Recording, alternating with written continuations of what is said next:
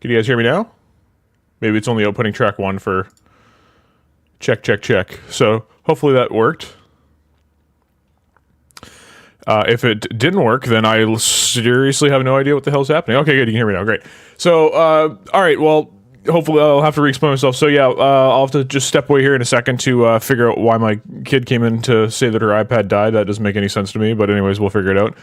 Slow start for me this morning, but we'll figure out what we're doing here. So I'm just looking at the list, so I'll start a poll here, and we'll figure out what we're doing today. So, let's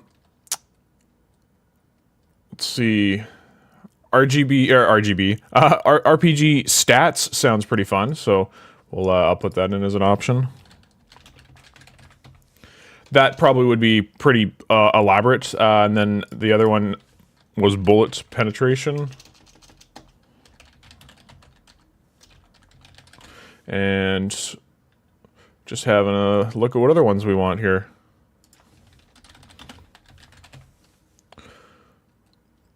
Add options, see what we got. Yeah, somebody, what was this? That one guy, I'm gonna delete this one because we did this one. Scalable pickup system, we did that in, I think, to be honest, I think it was the first one stream we ever did. So I'm just gonna get rid of that one. Dishonored style blink system. I'm not really sure what that is. Minion command system with state trees. Yeah, like I said in the thing, I can't do anything with AI right now, so I won't be able to do that one. PT looping hallway system. Oh, spawns 2 hallway instances, 1 active each time. That's interesting. I think indicated by light events, enabled to disable each time. I want to read the rest of this one. This one sounds interesting. This guy. Player walks through the end door, the next hallway instance becomes active, destroys the last hallway instance, and spawns the next one. Simple. The system will include a simple puzzle, and will keep looping unless puzzle completion has been satisfied. Ooh, that sounds really complicated, to be honest, but that sounds kind of fun at the same time, so we'll add that one in. Okay. Probably won't do everything in that, but we'll do the looping hallway. That sounds fun. One more option here. Let's see. We'll throw in lean and tilt, and then we can do some other smaller ones. All right, there you guys go. I'll just step away for 2 secs just to get my kid all situated, and then I'll come on back. So stand by, and I'll vote, and you guys can talk amongst yourselves there. Stand by.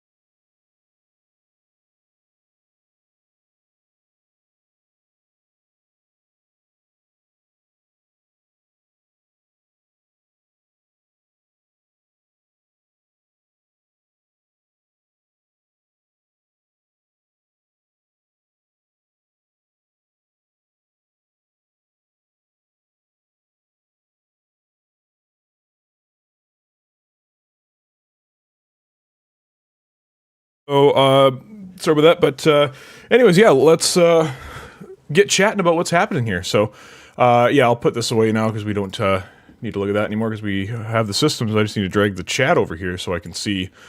Bullet penetration seems to be the guy that's winning, hey? but there's only been, there's been 10 votes. Wow. Okay. So I wasted my time thinking about the other two. But anyways, yeah, so like excuse me, started recording Tarkov yesterday, like I said. So I got 6.5 episodes done. I had to take a break halfway through the 7th episode because, my God, my brain was just not working. I was recording from like 12 p.m. yesterday until basically 10. I had a couple breaks in between to go pick up children from schools, but it was, brain was just malfunctioning. I was just making stupid mistakes, and I was like, I don't want to have this in a tutorial. Me just being zonked. So, yeah. But, it's turning out great. What else is happening? Yeah, so how deep are you going to go with bullet penetration? I don't know if that's an intended pun or not. Like, how many calibers and materials?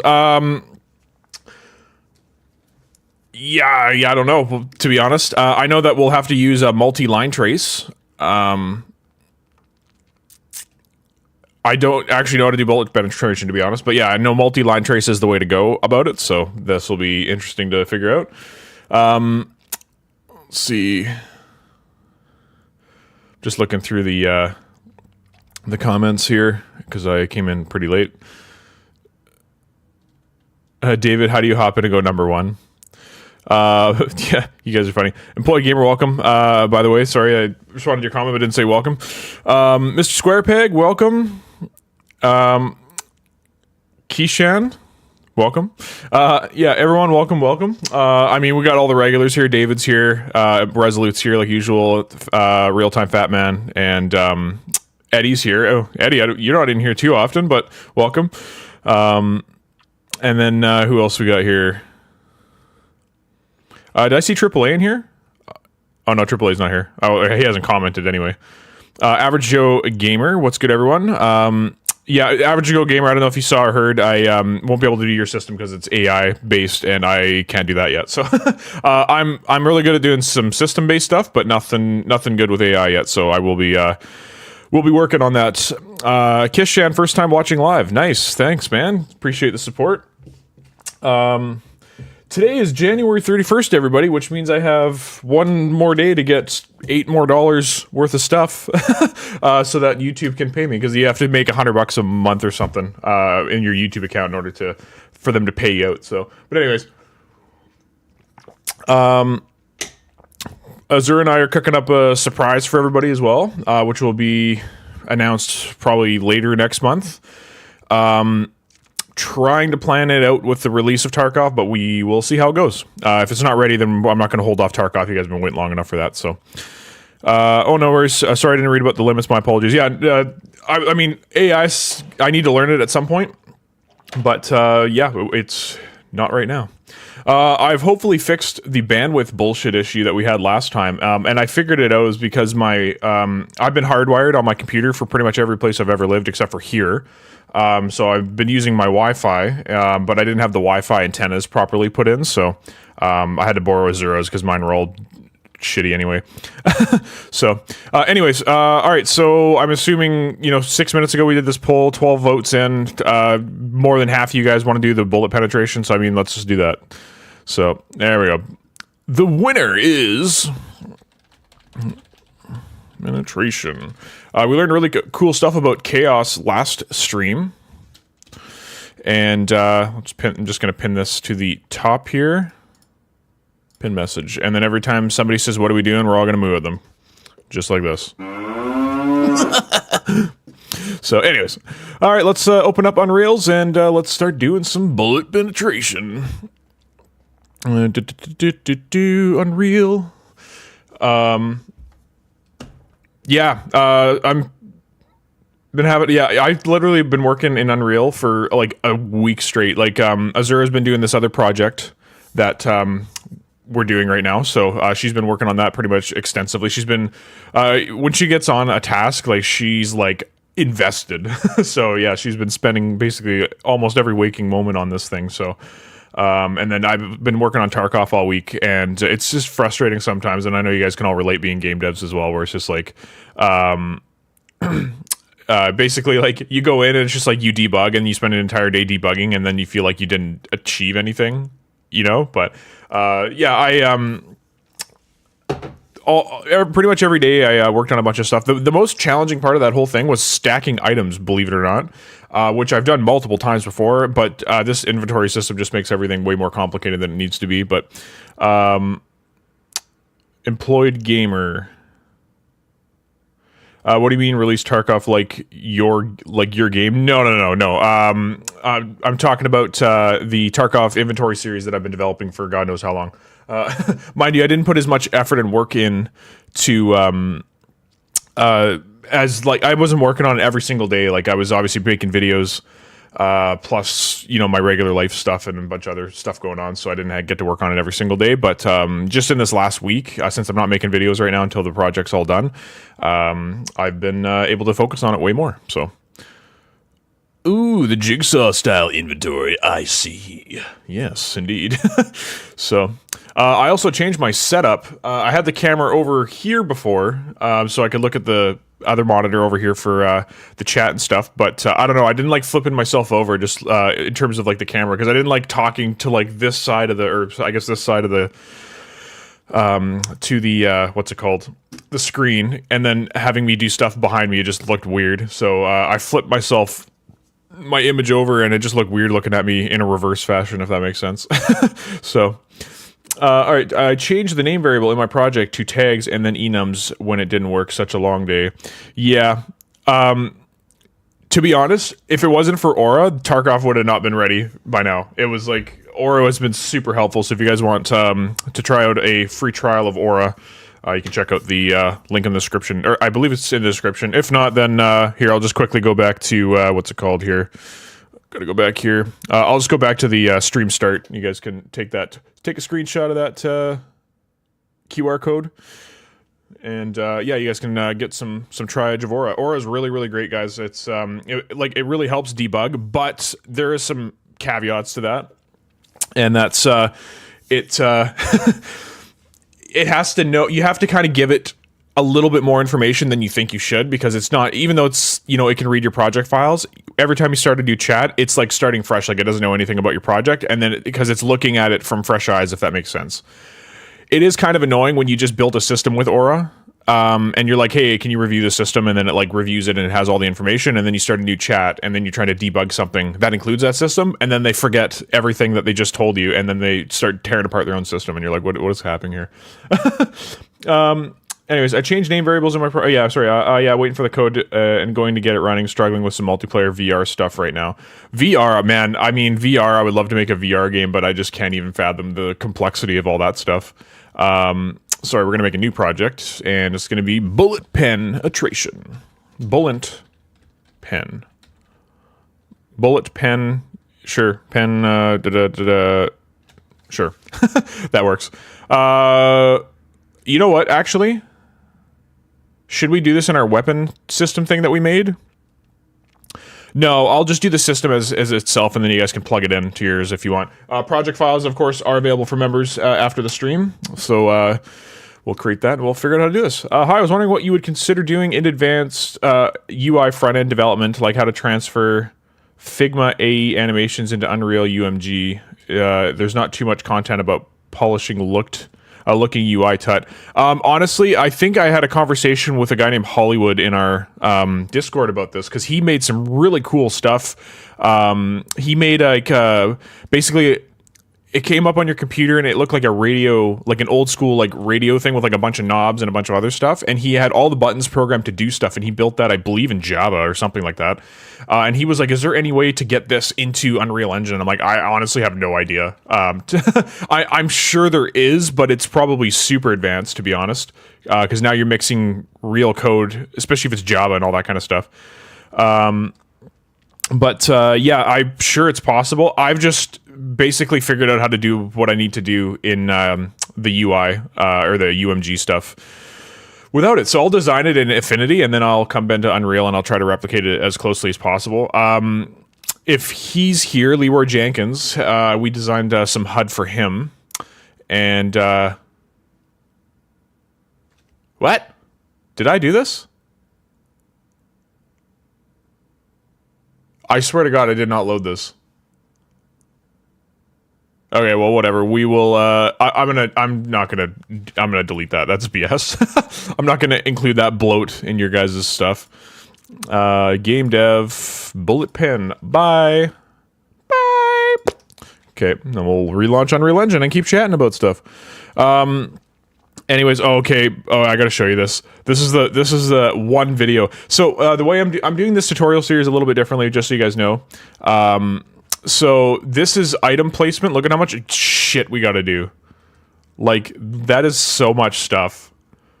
And anyways, I'm doing all the videos. We're gonna start with we're doing this, and then by the end of the video, we're gonna be able to see what we've done.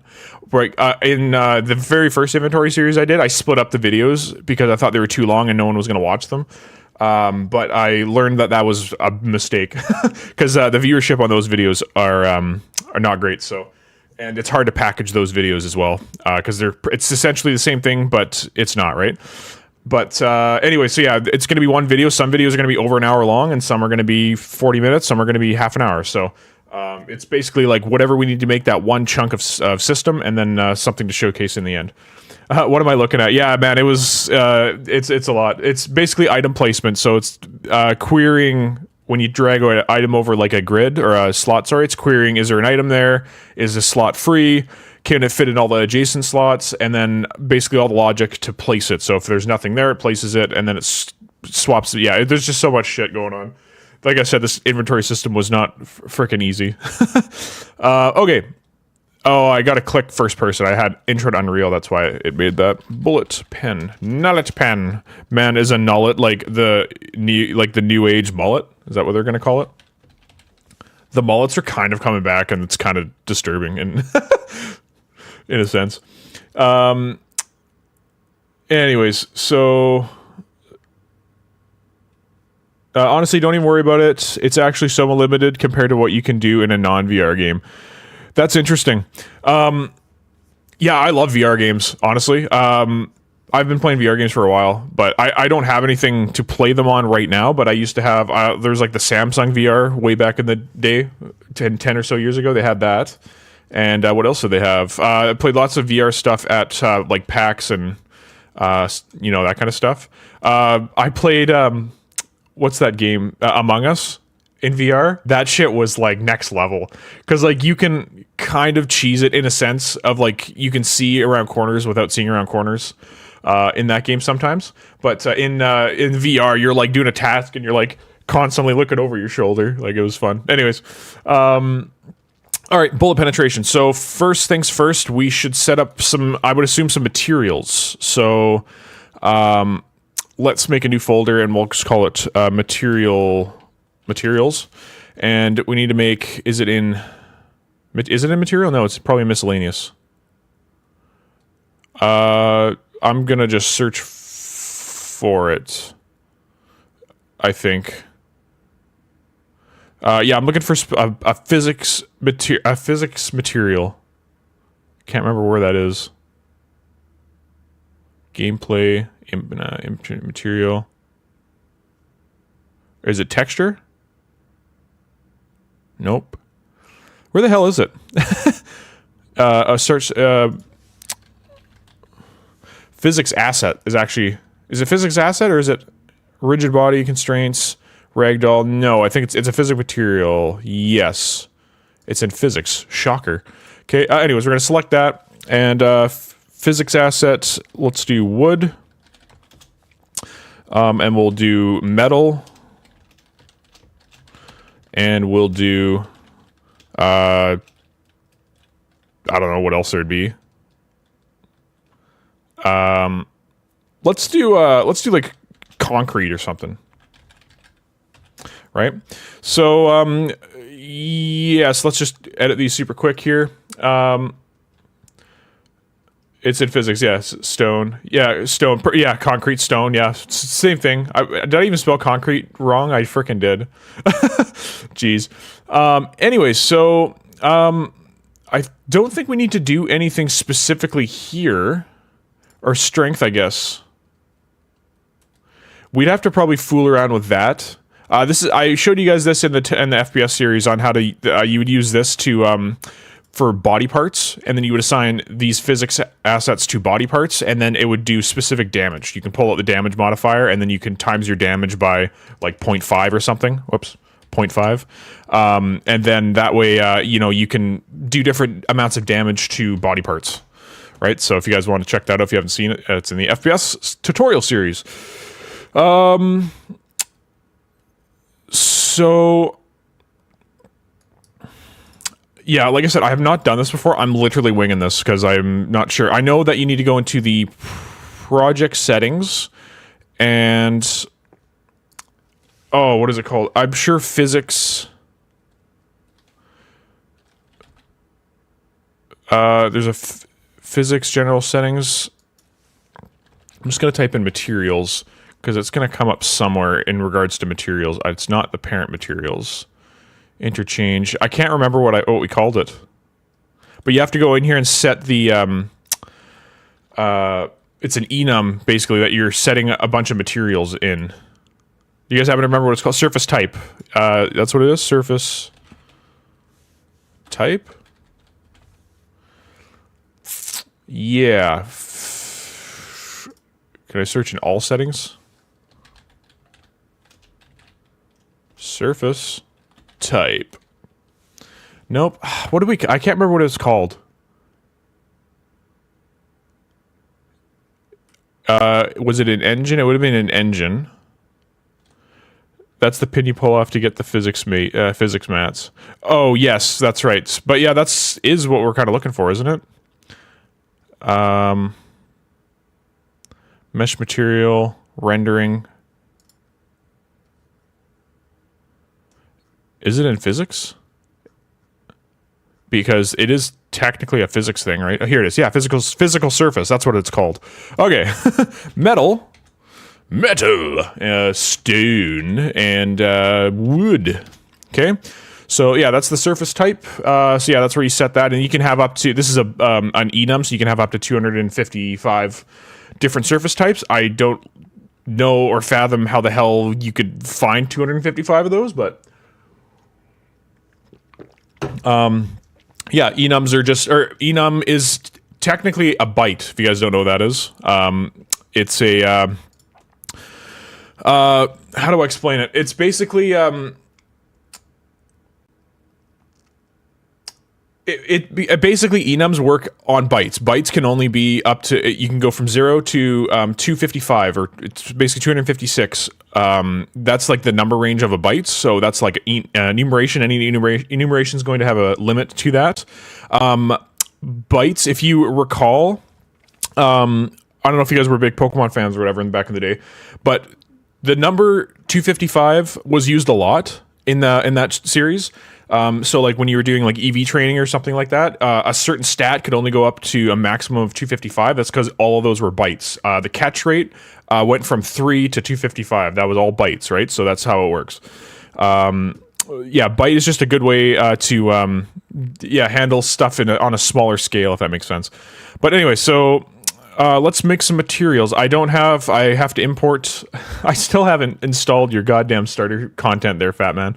But we'll just make the material, just stupid shade of whatever. So we'll go to content. We'll go to make a new folder, actor, and we'll make this a blueprint class type actor, and we'll just call it BP underscore wall base. All right, we'll need a static mesh, obviously. Static mesh, and we'll just call this the wall. Where do we set the physical material? Do we set it in here? Physical material override. I believe that's where it goes, if I'm not mistaken. Yes. Okay. So yeah, we'll have to put it in there, which is in collision. But we should maybe put a variable in here that's instance editable. Physics material, and that'll be a physics material. Physics physics asset, sorry, is what we want. And then please compile the blueprint. We shall. And then that'll be instance editable so we can edit it in our children. The wall is all going to be the same static mesh for the most part, but perhaps just for, you know, we can want to make this modular or whatever the case is. I'm just making an actor, but can you assign a physics asset to static meshes? That's actually a better question. Let's just open up a static mesh. Let's just set this as a, you know, a cube or something. Cube 1, is that what we want? Sure, cube 1, whatever. We'll open that up. It's a static mesh. Can you set them in here? I'm pretty sure you would, I would assume, be able to. Interesting. There's nothing to do with physics in here, hey? You can change the material properties for the physics materials. Yeah, I know, but can you set them on static meshes? So, like, if you were building, like, Resolute built that ginormous effing hallway, or, sorry, hospital, can he assign physical static meshes, or physics assets to each, like, wall, basically? Or if you're assigning a material to it, oh, okay, sorry, I think I understand what you're saying. I just misunderstood what you said. I'm just realizing. So, we have to create a new material then. You can set them on the static mesh. Because if you're doing a modular game, it would make sense if that you would want to do it on the static mesh itself, which would already have materials on it. However, if I choose a different material, let's just make a new material. I'm just curious. And again, materials are not my strong suit anyway, so everyone's gonna have to probably help me. But we'll see here. So we got materials. Let's make a new material, or material, and we'll call this material Stoon. I'm just gonna quickly rip some materials from. I can do it on here. I don't have anything to hide here. What was it called here? Game dev references, probably. Texture Haven. Yeah, these guys. Rock. We just want a nice looking stone, don't we? Sure. Worn mossy plaster wall? Maybe not. What do you guys think here? We're just looking for like a standardized, like, stone wall, like thinking of like an urban environment, right? In the static mesh, look for simple collision physical material under collision. Okay, copy that. I will do that once we've downloaded a few materials. Yeah, oh yeah, we should be looking for metal and wood as well. I mean, this wooden cabinet doesn't look too bad. Sure. We'll download. We don't need 4K. We're not running a a AAA game here. Yeah, I'll put it in my stock materials here. Textures. Oh, I already have a bunch. You know what? Forget it then. Let's download this one. Weathered planks. Blah blah blah blah. Sure. I probably don't have enough, to be honest, but we'll see what I have. Stock textures, concrete, rock face. Sure. Let's drag that in there. And then, what else do we want? Metal, right? Brush metal, sure, we'll do that one. Oh, failed to import, concrete, unknown, extension blend. Oh, it has the blender thing in there, does it?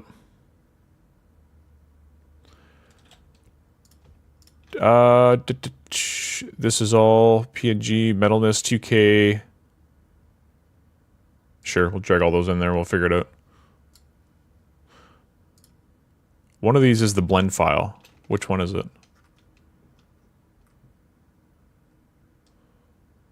Oh, none of these, they're all PNGs, so this should all work. Right? Oh, suck me on just whatever you are. Why won't you let me drag him in? Oh, because of that reason. Yeah. Don't care.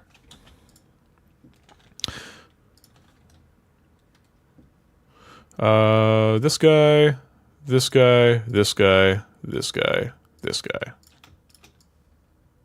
There we go. Importing, sweet, okay, it's all working. And then we'll go back to wood, or concrete, sorry. Rock face, Textures, I see. That's why it didn't work. I probably could have dragged that other folder in. What else do we want, sorry? We wanted we did concrete, we did metal, we need wood. And I just downloaded the cabinet one, because I don't think these other ones are good. I was trying to make a ship before, so I was trying to get planky kind of stuff. Is the video available after the stream still? Bullet penetration is really interesting. Yes, Q, welcome to the stream first of all. Yes, it will be available afterwards. And why can't I see wood cabinet? Did it not extract? Oh, it's right here. Yes, it will be available after the stream, and we are going. I'm just winging it at this point, so we'll see how it goes. I was checking. You can assign a physical material directly to the static mesh, though first you must enable physics in the mesh in order for the physics material area to appear. Said perplexity. Okay, sounds good. Anyways, this is where I'm going to show how shitty of a whatever I am. So let me open this up for starters. Yeah, I know fuck all about materials, and I know Resolute and a bunch of you guys have been giving me some material, some stuff to be learning it. I've just have not got around to it. So, all right, we're gonna do, this was stone, so I got a rock face, this guy, and I know, is this split up into the other things? You know what I mean? Like they put in red, they put like roughness and blah blah blah, but it looks like they're all here anyway. So this is the base color. This is the normal map. Do you put the alpha into normal? I can't remember, to be honest. I mean, looks okay, I guess. And this, I'm assuming, is the roughness map. I don't know if you just always put RGBA in there. Yeah, maybe. For systems, do you know something about real-time destruction that, like in Rainbow Six? That would be nice to know. Real-time destruction of, like, static meshes, because we just did that last stream. It was actually pretty cool. Materials equals poopy. Yeah, dude, right? I had a hard-ass time with my day-night system. There's no moon in the material that I had. So, sorry, what the hell is this? Oh, that's the roughness map. Okay, this, yeah, it must be, oh, I must have to set these properly. I don't know what this one would be. Because I have a feeling like yeah, what's roughness, and then there's nothing, and then there's nothing. So it's literally just that, I guess. Okay, sure. So that's the roughness, copy. I totally lost what I was going to say. And what are you? The displacement, okay. Displacement is also... what is displacement? I thought that was... I'll just wait for one of you guys to comment, because I don't know. No, not chaos destruction. Chaos is shit for multiplayer. Oh, is that right? I wouldn't have known that, because I just figured out how to do that last video, or last stream. For systems, you know something? Yeah, you already asked that. Chaos destruction. So yeah, we're I would assume that you would have to assign, going back to bullet penetration, I would assume that you would have to assign this material to the static mesh, and then this material would have the physics asset in it. I would assume. Surface. Let's see here. I'm sure it's in here somewhere. Physics material, look at that. So you can put concrete in here. So if it hits this material... Oh, and there's one thing that you got to check off, I just recalled. But yeah, enable nanites. Displacement is for nanites. Enable nanite for... Okay, do I care? Maybe we care, I don't know. I've heard such a mixed bag on nanite, to be honest. So we'll just delete that. We'll leave the normal map, and then we got the roughness map here, and then we got the color map up here. And then metallic, how shiny do we want this to be? Probably not shiny at all. Specular. I think let's just leave it as is. We don't want to get too crazy. This isn't a material tutorial, or is it? So... cube 1. we just got to make more of those materials. So we got stone. Let's just make a new folder called stone, I guess, so we can just put all this stuff together. Where was stone here? Rock face. Boom. Move here. Let's do one for wood next.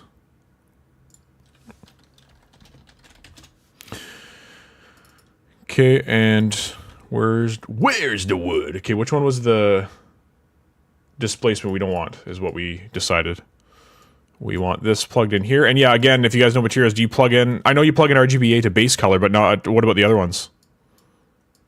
That's the normal, and that's the roughness. I meant like more of a rule-based, mesh-driven, partially procedurally destructive system, like smart fake physics. I thought that's what chaos was. Like you could bake in a simulation, and then you're not using a lot of memory with that cache, basically. Like kind of similar to how Battlefield does it too. Hey, like it's got a destructible battlefield, but it destroys in a very specific way.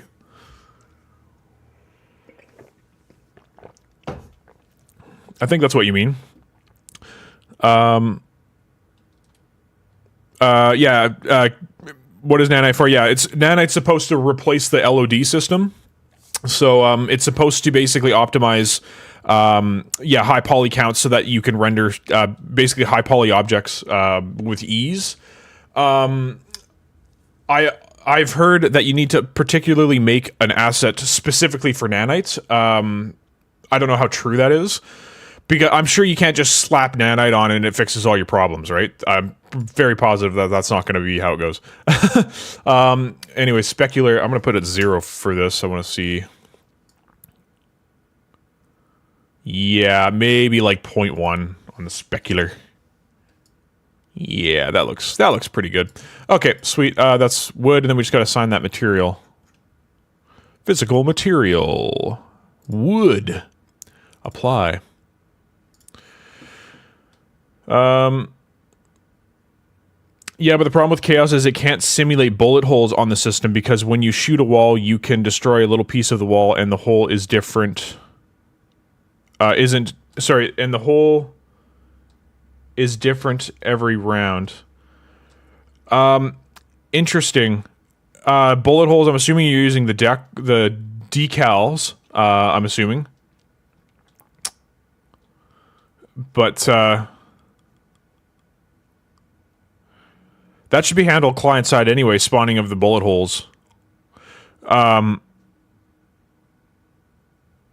would assume you'd send the data of where the bullet hole should be to the server, which would replicate to all the clients, and then all the clients would spawn a bullet hole there if they're close enough. Wouldn't that be how it works? Because yeah, when you're doing multiplayer, you're sending data over, and you're not sending like, oh, spawn this bullet hole, spawn this bullet hole, and you give the actual material to spawn. That would be a replication nightmare, to be fair. Okay, but wood is going to go into a folder.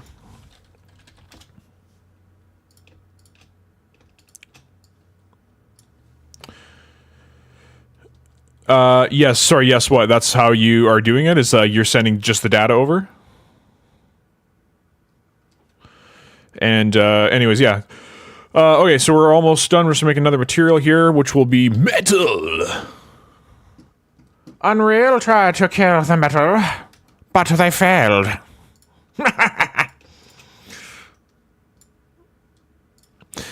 Alright, there's a lot of metal stuff going on here. What the hell's all this? Displacement map, apparently we don't need, because we're not doing, what's it called, nanites. We got a roughness, we got a 2K normal map, yeah, and then this would be a metalness. What does COL mean? Is that I guess we'll figure that out. Bump would be a roughness map, and another bump map. Oh, is that 16 to... Okay, well, we'll figure it out here. We'll make another material. M_metal. Okay, open that up here. Let's do this systematically. So, oh, is that color? Is that what that's supposed to be?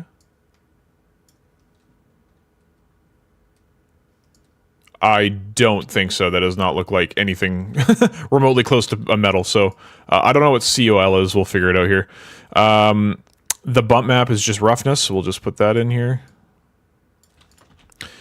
Displacement, metalness.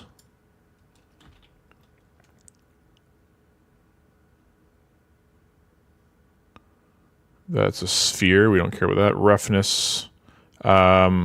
We already have a roughness in. Did this put in 2 different materials?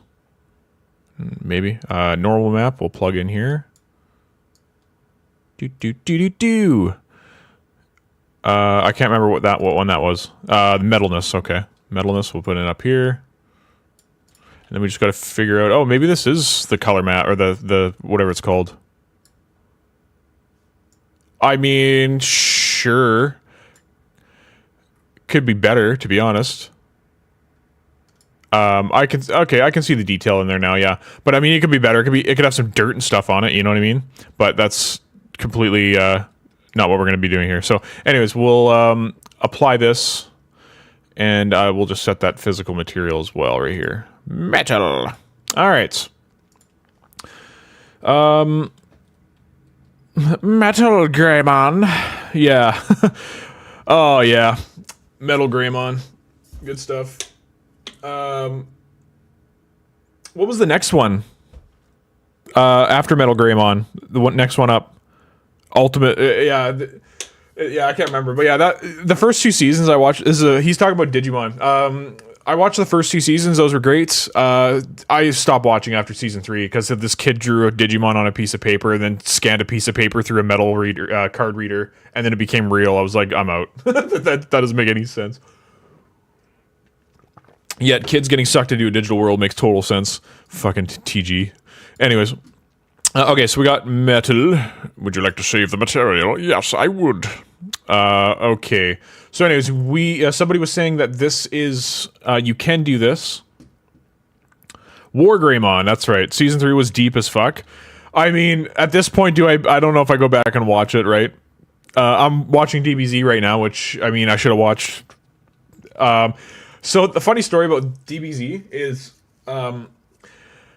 growing up, I just didn't have access to it. Like, I didn't have access to a lot of stuff growing up, so I wasn't able to really watch it. And then I just reached that point, and it was the same thing with Star Wars. It was like, I reached that point where it's just like, I haven't seen it, but everybody else has seen it, and I was kind of sour about it, in a sense. And then I just hated it for the sake of hating it.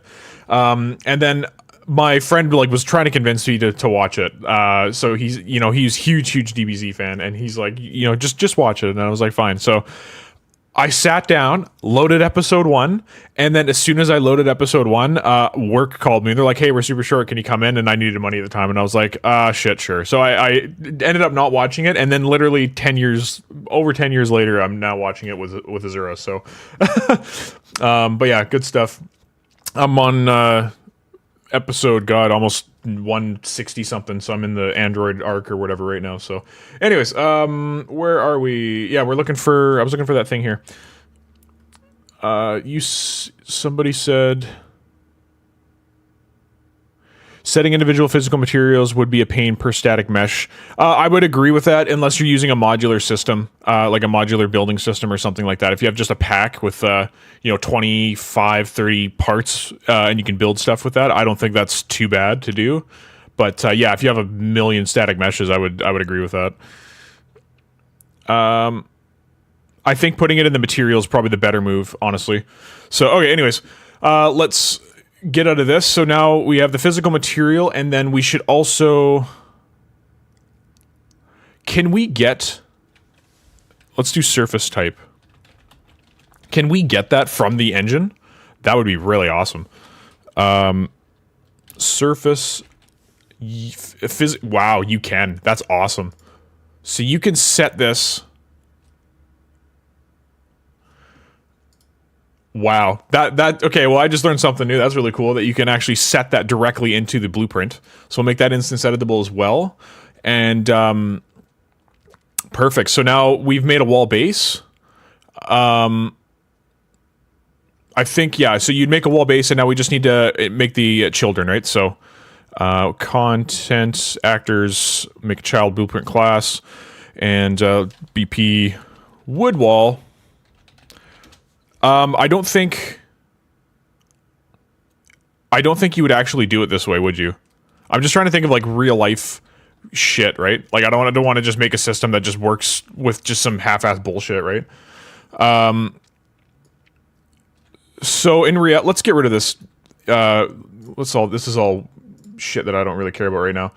Lighting, like literally click on all this. I just want this to just disappear. I just want this to go somewhere else. I don't want to look at it. Bye. Okay, and then the player start, I'll just put back here. And then all this shit, I'm just going to just delete. We're just going to make some space here. Sick of working around this stuff.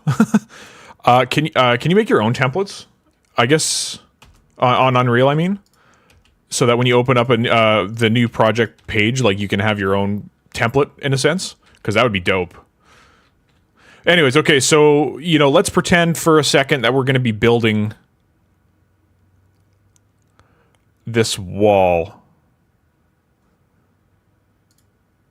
So yeah, I think screw this, right? Because we in the physical material, or like the material, like the wood, the metal, the ones we made, we assign that physical material, so that would already assign what surface type it has. So I think these are completely irrelevant. I don't think we need to make these. I think we just need to go to. Of course, we don't have the level prototyping meshes. Oh, that's lame. Okay, well let me just import some basic ass stuff. King Boars, you got any prototyping stuff on your page?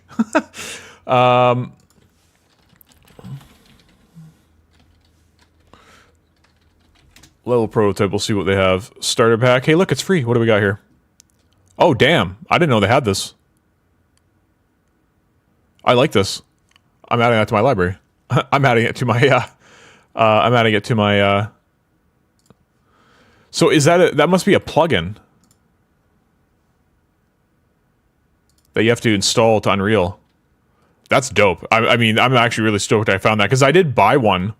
Mind you, the one I bought has a little bit more stuff in it. It's got like stairs and railings and doorway, really good doorways and all that kind of stuff. So you can actually really build it out. And it's got lots of options in the details panel. So you can tell it exactly how big it's going to be, blah, blah, blah, blah. So it's really it's a really good tool, but I mean, this is great for free. I already added it to my library. Boy. Fab Unreal Engine library. That's what I want. Okay, sorry. As a complete project, not a plugin. Be much better as a plugin. Yeah, 100%. Oh, sorry. I need to click on Unreal Engine and then go to my library up here. There we go. What do they call that thing? What did I just buy? Search.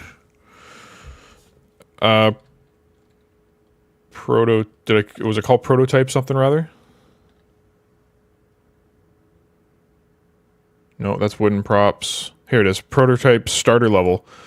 Oh, okay. So it's the same thing as what you were just saying. Unless you were saying you have something that's like that. Anyways, I guess that's lame. We'll we'll have to find something else. Wow, Epic Games Launcher is having a tough time here today. Prototype.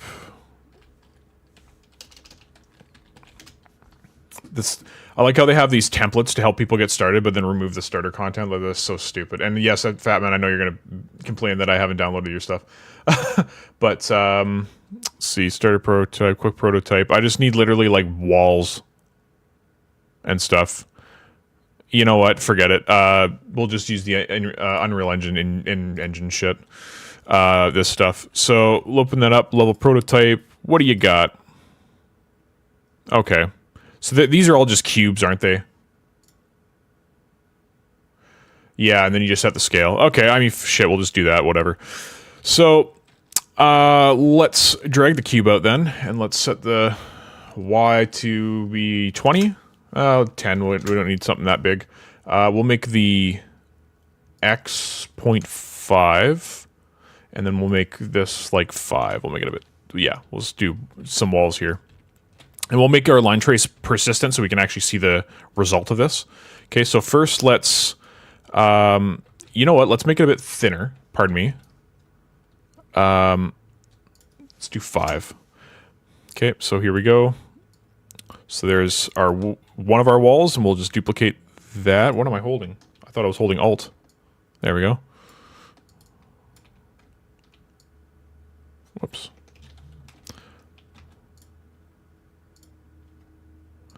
Why is this so hard? Why is this so hard? I'm holding Alt. Alt, click, drag. It's not doing it. Did I turn that off or something? I literally just did it, though. I'm so effing confused. What's cube 17? Yeah, whatever. I'm super confused why it won't Alt. There we go. Was I not pushing it hard enough, or what the hell? What are you building, sir? I can't. How do you phonetically say your name? Because I don't want to say it wrong. Abhish. Yeah, I won't be able to say it without butchering it. I apologize. But yeah, welcome to the stream. We are building a bullet penetration system.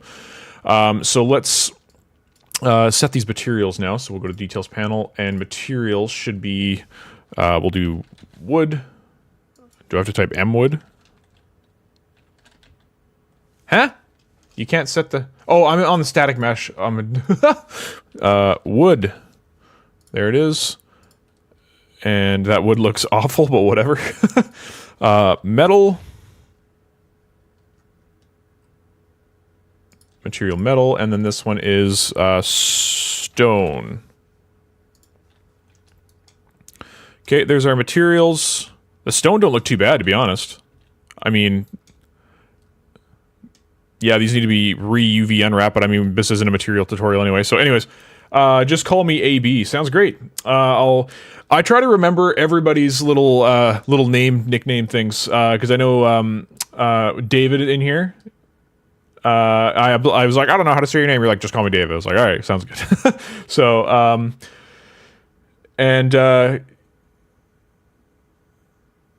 Kishan says, to be fair, he was always more of a Yu-Gi-Oh kid. I'm on that train as well. I played a lot of Yu-Gi-Oh. Watched the show a bunch of times. It's funny because I watched the show and then thought I knew how to play Yu-Gi-Oh, and then I actually played for real, and I was like, oh man, I actually don't know how to play the game, because they just cheat and just make shit up on the fly in that show. But anyways, no, I got nothing like that. Might take a plugin version though. Yeah, the one I actually have, which I actually just should have added to this project, but actually it wouldn't work for you guys if you use the project files, because you don't have it and it's a paid thing. So maybe that's better that I didn't do it. So anyways, okay, so now we're gonna get into the bullet penetration. We need an actor to hit and take damage. So where's our little, this is the first person. Oh, but I didn't do the, interactable. Jump pad target. Wobble. Oh, thank God. Buddy's here. Okay, sweet. So we'll put Buddy there. He's in a blueprint already. So let's just modify this blueprint. First of all, we'll do class, so not class settings. We'll see what's in class defaults, because I haven't really used Buddy here much. But he's got a bit of a wobble to him as far as physics constraint. Okay. Swing motion, twist motion. This is all shit I've never used before, but I didn't know that was a thing. That's super cool. Anyways, so we need to add the ability for him to take damage, which should be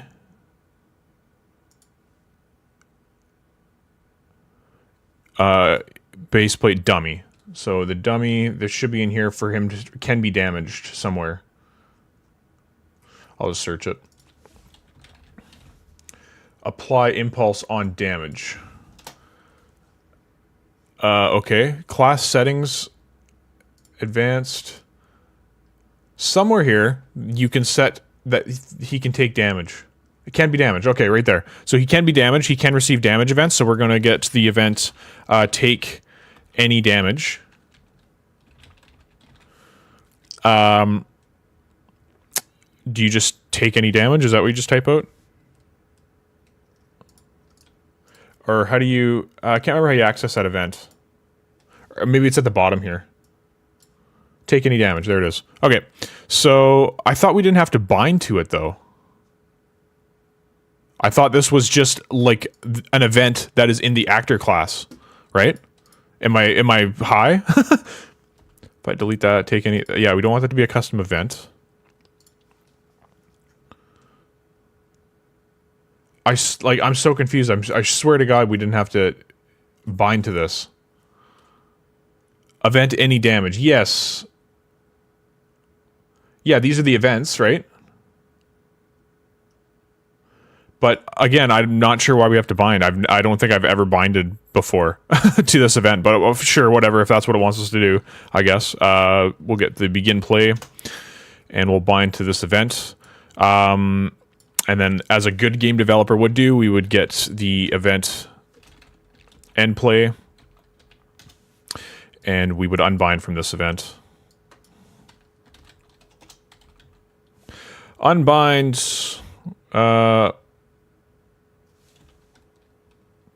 any on taking it. There we go. Okay, and then we'll just move this up slightly, and then create event, and select any damage. Okay.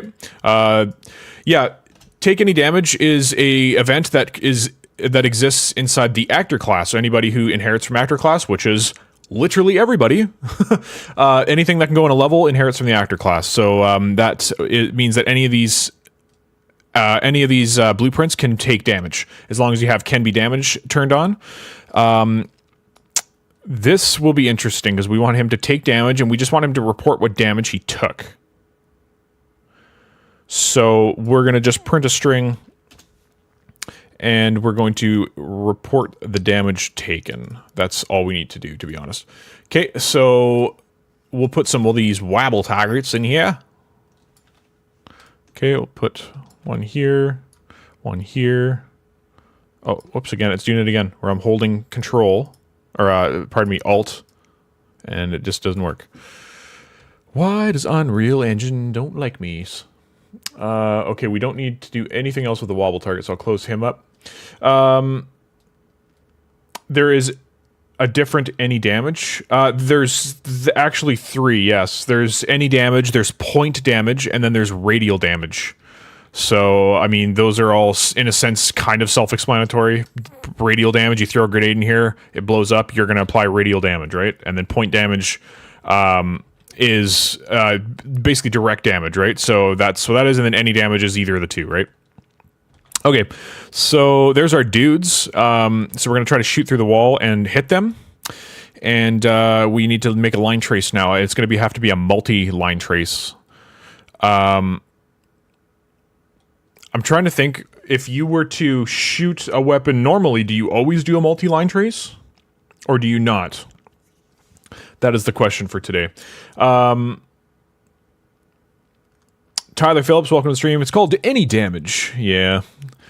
I keep forgetting what a bunch of stuff's called. It's crazy. This engine is so massive, like, even when you're in it for God knows how long.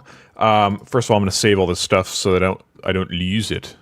And then I'm just going to put save on compile on always, because my Unreal Engine always crashes. To be honest, Unreal Engine always crashes for me when I start changing variable types or deleting a bunch of stuff. That is when Unreal generally crashes for me. And I think that's why when I do animation related stuff, that it crashes all the time, because I'm deleting keyframes, reorganizing keyframes, all that kind of stuff, and it just like breaks everything. Super annoying, but I like to go point damage into any damage. I like going point damage into any damage. You do point damage, calculate hit direction, etc., and then pass any damage for the rest. Oh, is that right? Okay, well maybe any damage will still fire. If I apply point damage later. So, anyways, let's make the line trace, which we'll just do in our player, because that's where the camera is.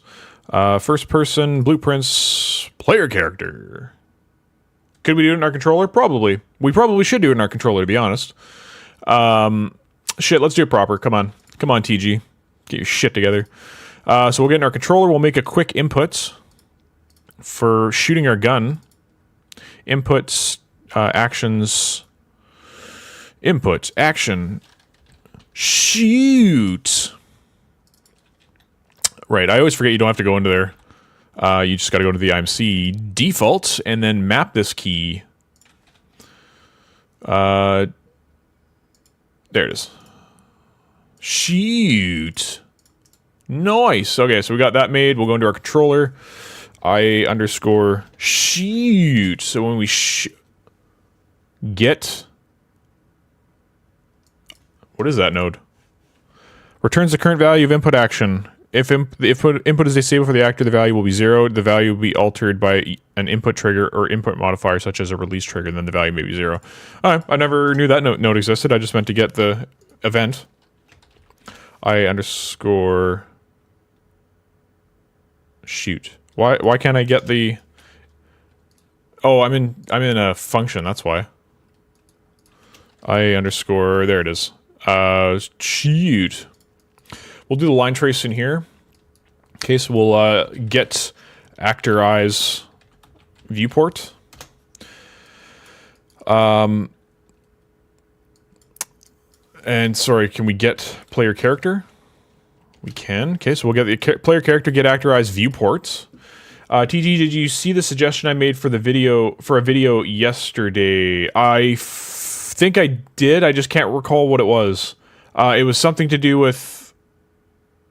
I just remind me what it was, because I remember you messaged something on YouTube, one of the comments, but I just can't quite recall what it was.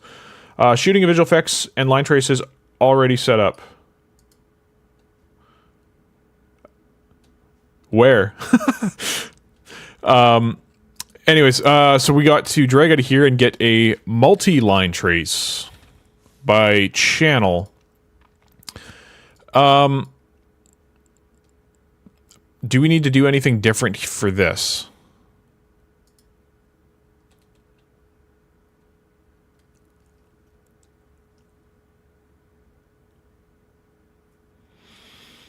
You know what? I'm actually just thinking now. Back in our materials, these physics ones, remember we have this damage. So this is the physics, whatever strength. We have this damage multiplier. So I wonder if we just reduce the amount of damage coming through the wall, if that makes sense. So concrete, I mean, shit, yeah, I mean, even 0.4. You know, it shouldn't be very, very high, because it'd be hard for a bullet to get through concrete, even, you know, really strong ones with good armor penetration and stuff. Covering where things get replicated, such as what kind of things should be multicast. Oh, sorry, yes, I did see that. Okay, if you guys don't know, for Tarkov, apparently I'm not in the right thing. For Tarkov, I'm doing there's 4 modules. The second module has multiplayer in it, so I can cover all that in that portion of the series. But yeah, like literally for the next little bit, I'm not really making any other videos. It's just going to be these Tarkov ones, so I can incorporate that in. Once again, what we're doing is the first module is building the UI itself. By the end of it, you will be able to drag stuff around, place stuff, swap items, put it in your different grids, like your vest pocket, backpack pocket, all that kind of stuff. You're going to store your inventory in your player state, and you're going to be able to close the menu, walk around, do your stuff, reopen the menu. All your items are still going to be there. So that's... oh yeah, and then we're going to be able to stack items and sort items as well. So that's module 1. Module 2, we're going to do... I'll probably do the character, basically adding another enemy into the world. The enemy dies, you go up, you interact with him, and then his character inventory pops up and you can see what he has, and then you can transfer it all. We'll do that first. Then we'll be doing multiplayer after that. So we'll basically we're going to build everything in single player to make sure that it works, because UI is local anyway. And then we're going to convert everything to multiplayer, and then I can explain that kind of stuff. Module 3, we're going to make a hub world. We're going to have a stash. And so you can basically, the stuff you find in the world, you can exfil, fill it in your stash, and then you can set your loadout And then once your loadout's set, you can change levels, and then we'll show you guys how to properly change levels with items. It's not the game instance. It's a save game object. So how to do that properly. And then we're also going to have items randomly generated in the world, so that you can walk around, open up the crates, and it's going to pull from a pool of items that have been basically randomly generated in a randomly generated pool. So it's random every single time. After that, we're going to do module 4 is going to be creating the crafting system. Okay, so basically it's all basically UI related. I'm just adding in the bit about changing levels because that's going to be a highly requested thing in regards to that series anyway. So that's going to be basically Tarkov in a nutshell. We're not making the entire game. I'm not going to do anything to do with weapons, like how to equip weapons, how to do any of that kind of stuff. It's literally how to do this specific inventory system. Okay, so just so that's super clear to everybody. Okay, anyway, sorry, back to this. How long have you been using UE? I've been using UE since 2019. It's been a struggle. I started doing it more full-time, I would say, in the last 3 years. I was doing it more off and on, because I worked in film before, so I didn't really have a lot of time to actually work in UE. But yeah, I've been working in it since 2019. And it's awesome. Can't wait to see it. Yeah, man, it's gonna be great. Like, I've learned so much doing this series because there's a lot of stuff in here I would not have done ever because it just doesn't fit into my game, right? But I thought I knew drag and dropping. I thought I knew inventory systems, and this is like totally challenged me. So I would call this.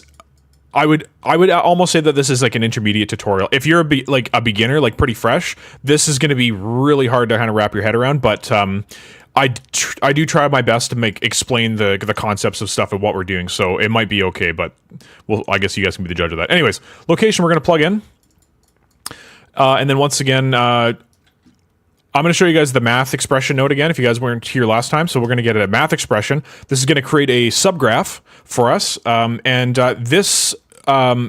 The name of this has to be the formula that you're looking for. So normally we get our rotation, right, for to get our forward vector, and that's going to give us another location. Let's just do that first here, and then we can rename this afterwards. So we'll get forward vector. Okay, so here's our forward vector. So we want to times. We'll get the forward vector. So FV times.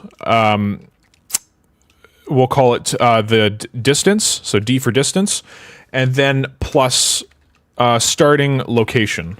Okay, so then we're going to hit that. We have to convert these to what they are. So the forward vector is a vector. The D is the distance, which is a float, and then the starting location is a vector. So we'll change it to that, and you can see that it's going to output a vector. Now we can just plug all of these variables in. So forward vector, starting location should probably be on the top, to be honest. Which we can't really. Oh, can we move? Yeah, we can. Okay, so starting location, and then distance, which we don't have anything here for. So. Yeah, you'd plug in your gun range here, but I mean, we're not going to make a variable for that. But yeah, we'll just say like 2,000. Okay, there, look at that nice clean node, and you don't have a bunch of extra shit in there. So it's the forward vector times the distance plus the starting location, and that's going to give us our endpoint. Okay, nice and easy. Nice, thanks for the stream, Mr. Cow. Kisser, wow, you're going to fit in super well in our Discord if you're not already there. We have a cow joke in there, and it all stemmed from a PCG video that I made. Yeah, because we made an animal pen and there was cows in there, and then at the same time I was just playing Helldivers 2, and we was chatting with a bunch of members in Discord, and AAA everything guy in the Discord, he's making a game right now where you play as a cow, and that idea came from that basically. You were playing as just a regular guy before, but then he turned it into you're playing as a cow. So yeah, it's kind of an inside joke, but yeah. Something I've really been wanting to figure out are eventually our affixes. I get using data assets for base items, but still haven't thought to look into building an affix system. Sorry, what do you mean by affix system? But yeah, yeah, just explain that just a little bit more because I'm not entirely sure what you mean by that. But I'll keep going on this and then I'll look back here in a sec. Anyways, so channel visibility, I think that's fine. Trace complex, I don't think we need that. Actors to ignore the player character because we're not inside the player character, so we got to ignore it. Get player character. That would work for single player but not multiplayer. I don't know how you would do that. Because you don't want to ignore all the player characters if they're an enemy, you know what I mean? So, anyways, that's for single player. Draw a debug type. We'll do persistent, and we'll keep the trace color the same. All right. So yeah, multi-line trace it doesn't shoot multiple line traces. It shoots one line trace that can penetrate through objects. Okay. So we'll just demo this, and I got to plug this in here. New function, we'll just call it shoot line trace.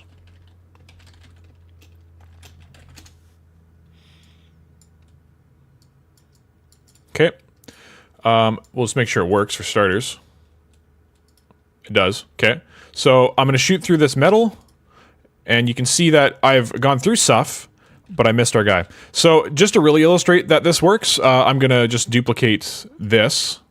And once again, I thought that there was a way you had to do this. But anyways, I'm going to shoot this. You can see that it went through here, it went through there, went through there. Okay. So, we need to modify this line trace to tell us, basically, if we have hit an actor that implements some sort of thing, that we're going to damage it. Okay. So this, I would assume, inherits from actor. Because it's in the level, so we can't really what's it called? Get a tell it to damage this wall. You know what I mean? So we got to get it the surface material, which will get the damage multiplier, which we didn't finish doing. So we'll do that now. So metal, I don't know. Metal, I still think would do quite a bit of damage. Because I mean, you can get the armor-piercing bullets that go through fucking tanks, for Christ's sake. So, anyways. Then we got wood. Wood is, let's just say 0.8. Like, wood's pretty weak when it comes to bullets. Anyways, so we are shooting our line trace, and then in here, if we hit something, out hits. Ooh, there's multiples. Okay, so we got to get a for each loop, obviously.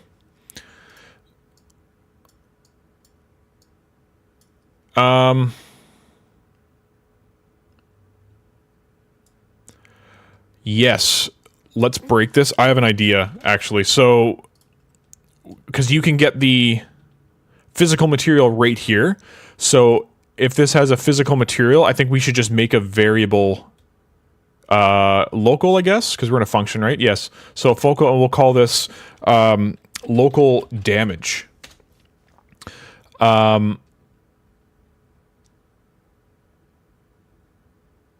Let's see. So my idea is we have to run through each thing that we hit anyway. So if we hit something that has a physical material, we want the hit actor to be damaged. And I believe that these are turned off, right? Walls can't be damaged unless they can be, if you have a destruction system, I guess. Physical material. Get surface type. There's not too many. So I would say this could become a function of its own, maybe a pure function. And we'll just say, we'll get a select node. Okay, so we're going to get the surface type, and then we need to return the damage. Oh, actually, we don't need that. Sorry, we can just get damage multiplier, I believe. How do we do that in the get surface type? Can you not variables?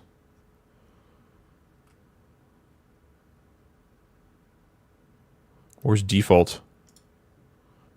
Default. Interesting.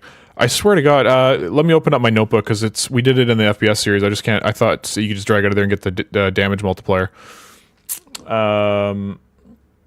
Enemy damaging enemies.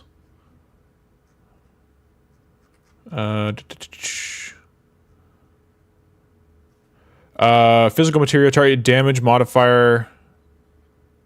Oh, maybe I just called it the wrong thing. Can I just type and spell it right? Damage? No, it's not coming up. Oh, okay, maybe you drag out of here. Physical material, get damage. Okay, there it is. Split that, because it's just literally, I don't even know why that's in a struct. It's just one thing. Get rid of this so I can see the chat. The prefix and suffix for items, like how magic items in games usually have magician's sword +2 magic, or sword of the might +2 strength, something like that. Okay. Okay, so you basically want to add like a naming convention that is a part of a specific class or something like that to an item. Okay.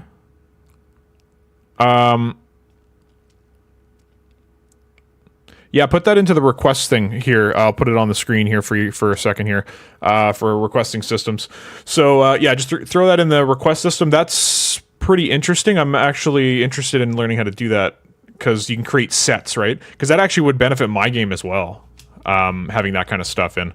Azure and I are thinking about doing sets, set bonuses and all that kind of stuff for armor and stuff. So that is pretty interesting. So yeah, you can use the QR code on screen or visit the description down below, and that will show you guys how to request a system. So okay, back to this. Cal, you can also make a post in the Discord. Yes, please join the Discord. We have north of 400 members now. Everyone there is super helpful. Some people come in, ask a question, and then dip. I mean, it is what it is. But if you want to just bounce ideas off other game devs and stuff, like there's a ton of different skill sets in there too, which is really nice. So, alrighty. So let's deal with this now. Okay, so every time we go through an item, we should. I wonder if I should make an array. No. Yeah, okay, here's what we'll do. So local damage is going to start at 0. We're going to set local damage as this multiplier minus... Shit, we gotta do this right.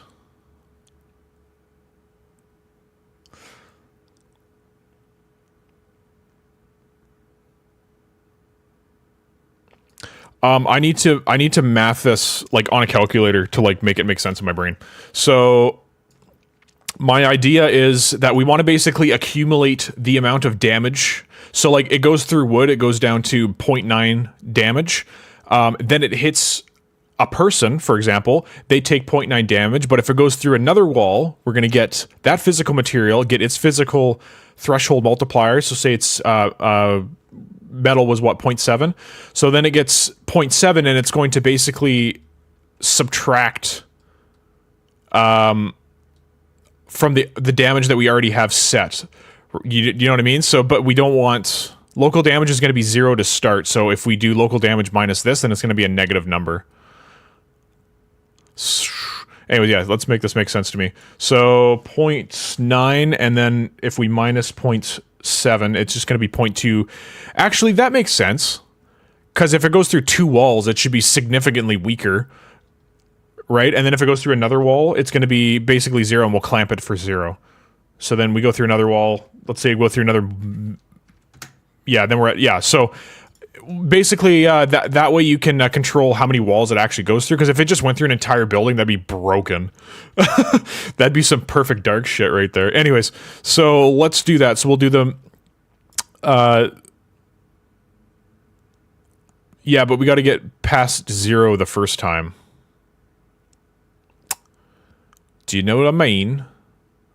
So why don't we set local damage to 2? Because the first time it'll pass this... and it hits something. Oh, no, we can't do that, because if we don't hit anything except an enemy, then we do double damage. So we can't do that.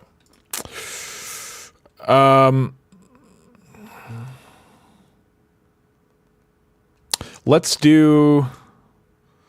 How to solve this problem, everybody. Yeah, I kind of like, I love that kind of idea. Base items, but a chance to roll a prefix or suffix. I took a picture of that and I'll submit something soon. Awesome. That sounds super fun, to be honest. A little bit different. Everyone's been asking for FPS stuff, understandably, because a lot of the people subscribe for my FPS tutorials. So, yeah, doing some RPG stuff would be fun because that's what my game is. So, all right. So we got the damage threshold multiplier. Then we need to somehow bypass this 0 damage to start. What if we started at 1? No, because if we hit wood, and then it's going to be 0.1, and that's not going to be good. This will probably end up being a math expression as well, because I've been using math expressions a lot because I'm just sick of looking at a bunch of random nodes, plus, minus, multiply, divide, is greater, less than, whatever the case is. Yeah, math expressions are king at this point. It's just like understanding the formula sometimes. Like, here, I'll show you. I'll have to open my notebook again, but we did one I did one for Tarkov, one of the videos I already recorded, but where is it down here? Inventory components. Yeah, here it is. Hey, look at this guy. Look at that. Shit. So, yeah, is the y coordinates plus the width minus 1 less or equal to the max x coordinate. So, like, that's, like, imagine what that would look like without this math expression node, right? Like, no thanks. So, anyways, I'll just keep that open because I keep referencing it. But, Dennis, welcome to the stream. Welcome. What are you making? We're doing bullet penetration right in meow. So we're just working out how to deal with the damage here. So once again, my thought process is we're going to set the local damage to be from this first thing that we hit. If it's wood, then we would obviously set the local damage to be whatever the wood's damage modifier is. And then if we hit another wall, then we would minus the local damage from the new one and we would get a new amount. So we can't shoot endlessly through walls. But the issue right now is this would start off as 0. So if we do local damage minus this, then we're going to get a negative number. And we don't want that. And we want to clamp this as well. So can I drag out of here and get a clamp? For now, we'll just get that. Sorry, not clamp axis. Go away. Clamp. Float. Minimum is 0. Max is 1. That is the way. Yes, that's what we want. So this is what we need. Can we put a clamp float in a math expression? Like, that's an actual genuine question. Can I put this into a... I guess I would just have to collapse it to its own graph, I would suspect. Anyways, that's what we want, but we just got to bypass the first time and set the local damage as whatever this is. We just got to have some sort of float. Well, let's get here. Does the index equal 0? Because if it is, that's the first pass. Okay, loop body. Does it equal 0? True. Then we're going to set the local damage as this. And if it's not, we're going to duplicate that. And we're going to plug this in there instead. Okay, so we'll just say if first pass set local damage to modifier amount. If I should probably do this in an actual comment because this will be like really long and convoluted. Anyways, is every other pass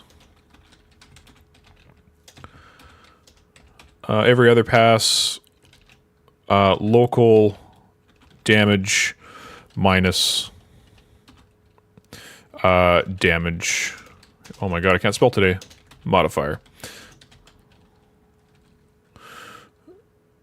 What if I clamped at 0? Okay, I will cut that because I'm just going to put it in an actual... sorry, not paste. Comments, paste. There we go. All right. So hopefully that makes sense to everybody while we're doing that. After that, we need to apply damage to specifically enemies, right? So in this case, what you would do... if you guys are going to plug this into your own games, you'd have to replace this reference because it's not going to be the same. So we'll do actor. We'll just make an enemy base class, right? So that'll be a character class, right? As enemy BP enemy base. Okay. And then your enemies, all your different types of enemies would inherit from that, right? So whatever your enemy base class is, so where's our wobble target? Level prototyping, interactable, buddy.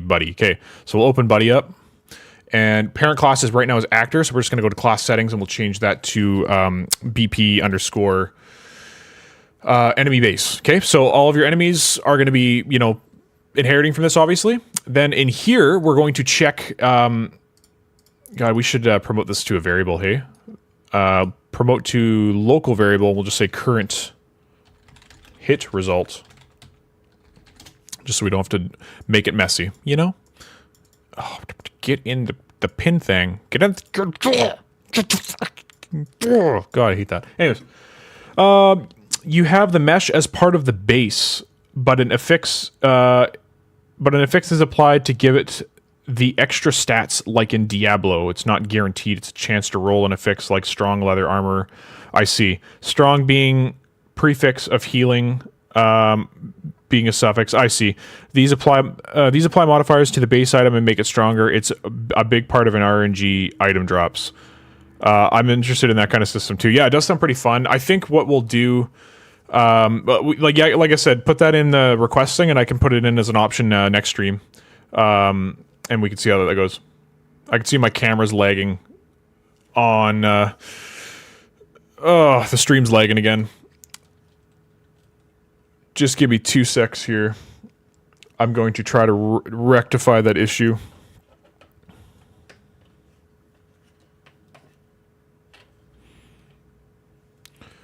I mean, okay, it seems to be better-ish. It's at 11,000, kilobit of 4,000 or whatever it was. But anywho's, if it ends up being really shitty, I mean, I would hate to stop the stream, but I mean, it is what it is, I guess, and then restart it and it would probably fix the issue, but actually, I think I can stop and then restart. But I can still broadcast, I can't remember.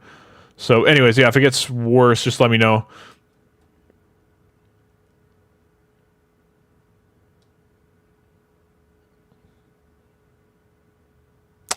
I'm submitting the idea now. Perfect. Okay, sounds great. All right, so yeah, just let me know. It looks like I turned off my camera because that might be the issue here.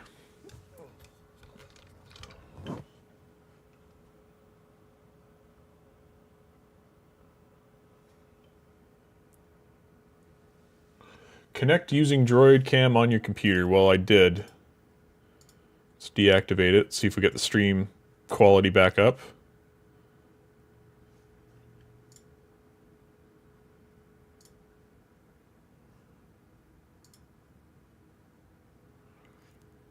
All right, let's see. Well, there's the camera, so that's working here.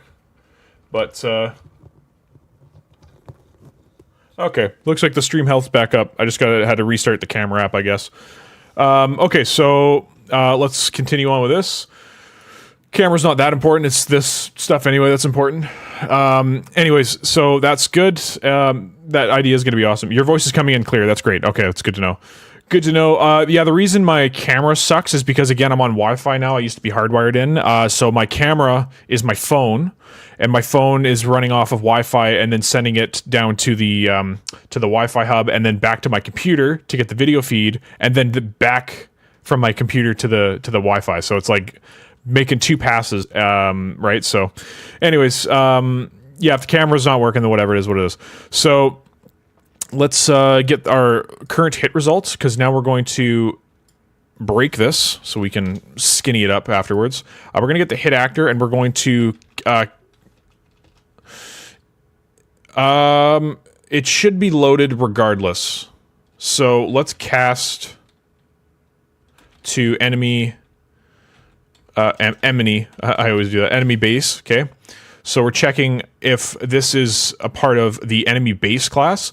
This is safe to cast to because A, it should be loaded anyway, especially if you're in a level with enemies, right? And B, the base class should have fuck all in it, right? When you're doing inheritance. That's the entire point of it, right? If you're going to make an enemy base class, you're going to have a mesh with nothing in it. You're going to have no animation blueprint set. You're going to have no materials in here. And that makes it really lightweight to cast to, right? So you want to make basically an abstract class. This is actually, if you click on here, there is an in-class settings.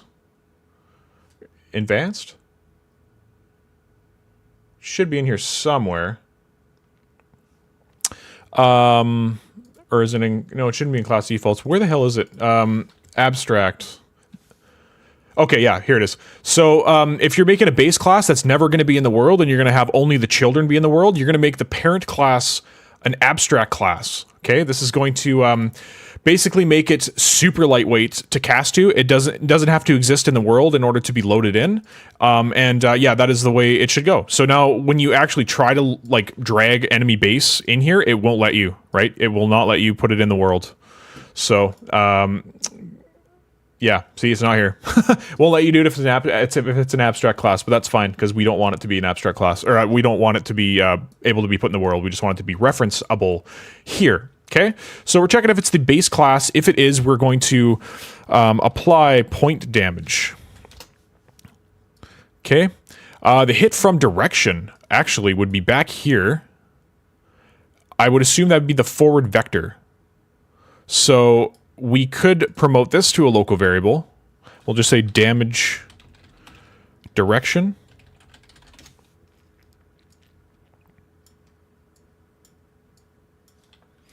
Okay, and so base damage is going to be the local damage, and that'll be based on how many walls we've shot through. Okay, hit from direction will be direction damage. Hit information, we're just going to plug in our current hit result. And the damage causer would be, I would guess, actor that actually caused the damage, the grenade that exploded, blah, blah, blah, blah. That would be something to do with your player character, whether that was like what weapon they used or whatever. Damage class, we're just going to do regular damage type. Okay, that should be it. If this cast were to fail, that means that it's a wall. Right, so let's see if this works. So we should be able to shoot through here and hit Buddy at some point, and we'll see if we can hit him. Did we hit him or what? We did, but... Or did we? We didn't. That's crazy. That's freaking crazy. Why is he floating in the air? That's a good question. If I simulate, why are they all the way up in the air? Huh. It must be the wobbly wobble thing. They shouldn't be up in the air, but anyway, they're all doing the same thing, so it's going to be something to do with the entirety of the thing here. Anyways, sorry, long story short, let's just not worry about that right now. Let's just get this thing working here, and then we can fix that after. But anyways, when I shoot, he does report that he's been hit. Okay, so we should make this wood slightly transparent so we can actually see through it. Just trying to see any print strings on there. I don't see any. And I definitely hit Buddy, so... let's debug this now. Debuggage. So I would like to know what all the out hits are. So we will make this go a little bit further down. Out hits. Well, first off, actually, sorry, the for loop, or for each loop can stay back here, and then we can just do a print string and break this. Let's get the hit actor. Okay, and then skinny that up. All right, let's see what's happening here.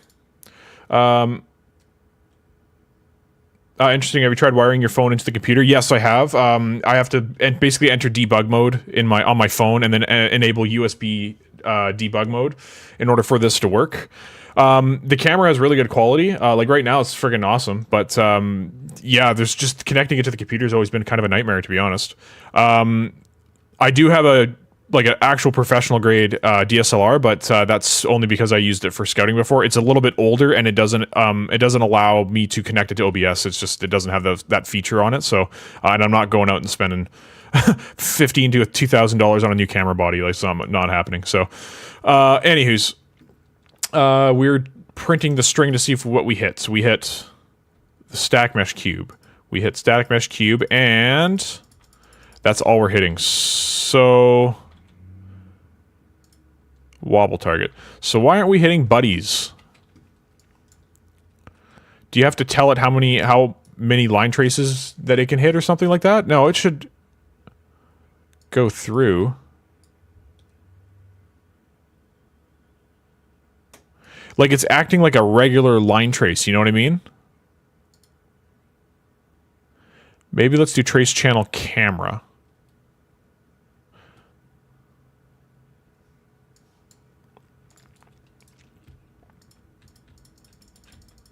So we're still just getting cube. This is legitimately how I thought you would be doing it, so I just gotta, I'm sure it is, you just gotta figure out how to do it between these walls.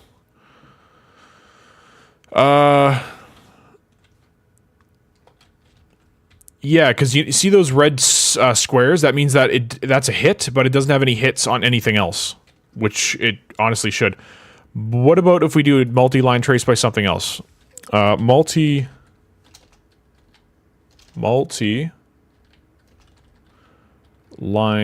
trace for objects, possibly?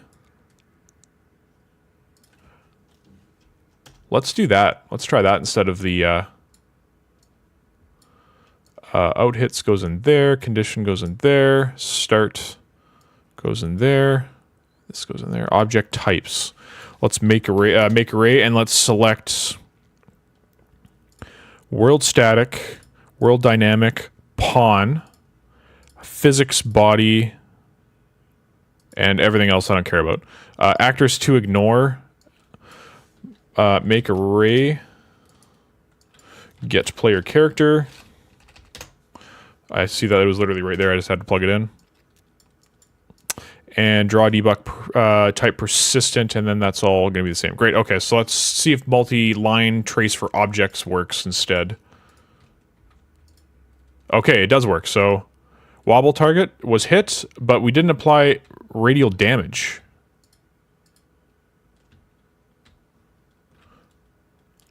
Why didn't we apply radial damage if we hit? Oh, do they not fall? No, that detected a hit. Odd. See how some of them like generated a green hit and some of them didn't? That's super odd.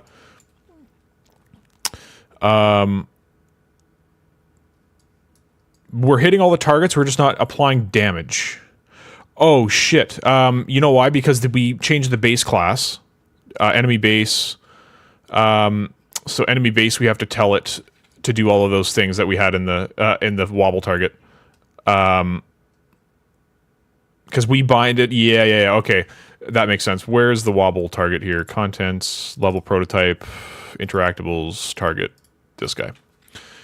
This, we can't bind, I don't think we bind it on, or this has to be in the parent, right?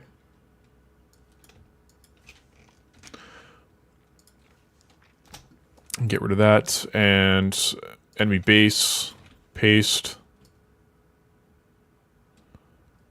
There we go. And then we will cut and paste. There. Okay, let's see if that fixed the issue. I don't know. I am hitting the wobble target. It's just not printing the damage. Interesting. Let's change this color to text color to be like red or something, just something different.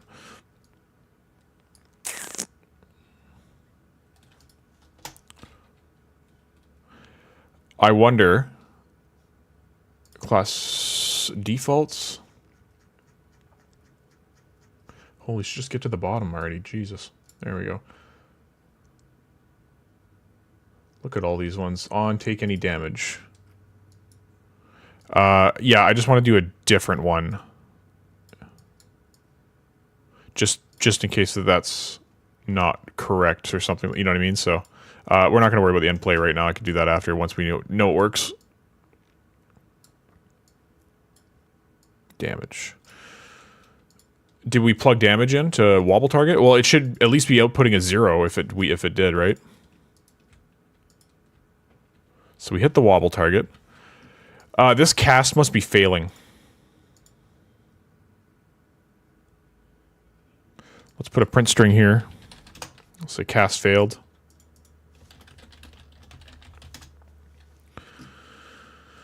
Everything's plugged in, correct? Yes, okay. Cast failed. So the cast is failing, so why would that be?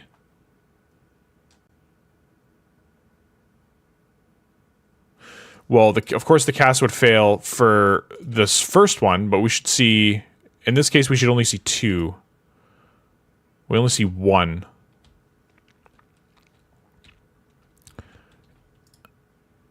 Okay, so it outputs it when I hit him directly, but not when I go through a wall. I thought this was supposed to loop through all the hit objects. Let's see how this works here. Let's put a breakpoint on here. We'll debug the first-person player controller, and let's just walk through this and see what happens. Hopefully I hit him. So, okay, so let's look at the array here. We only have hit one thing, so that's not going to do any good there. So, but now let's look. Did we hit one thing? I mean, technically, yes, I guess so. We missed them. Okay, now did we hit 2 things? We hit 3 things. So this is the... Where's the hit item? Or hit object? Okay, so that's the wood, and then this next one is... this will be the dude. So let's walk through this. So we keep going, keep going. This is the first pass, so we set the local damage to be 0.9, or... Oh, this is 0?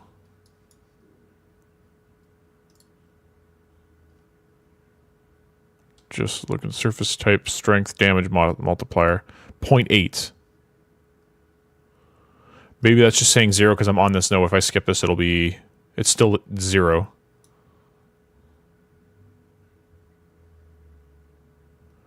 How is that 0? I'm so confused.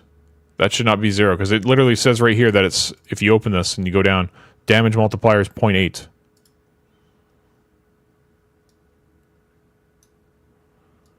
And that should be set as 0.8. That doesn't make any sense. Anyways, this is going to fail. But again, it should be printing out the damage is 0 still. So this would be buddy. So let's keep going here. Current hit results. Yeah, we'll deal with that. It's we know it's buddy. So this will be false. So we should be setting... Oh, local damage is 0.8. So it did properly set it. Okay, and then we're subtracting 1. Oh, I see. 0.8 minus 1. So if we hit a guy... That's not correct math, is it? Because 0.8 minus 1 is going to be 0. So we're not doing any damage to him. Okay, we'll fix the math after. Cast is going to not fail. Local damage is 0. So does it not fire because there's no damage? That actually might be what the issue is then. So if I step into that node, which it won't let me. Yeah, okay. Yeah, maybe that's the issue. So... Local damage, this works for walls, but not for humans.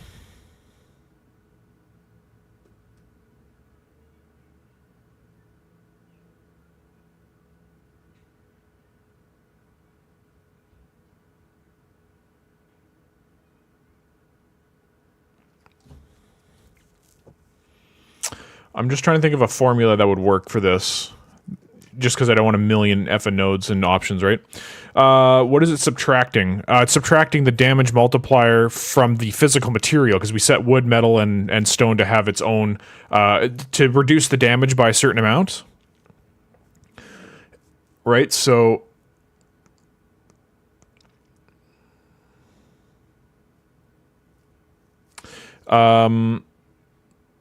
That would be minus 0.2. Yes, I know. And then it's we've clamped it to 0, so that outputs a 0. And I wonder if you put 0 damage into this, it doesn't call it at all. That's just a hypothesis. I don't know if that's actually true.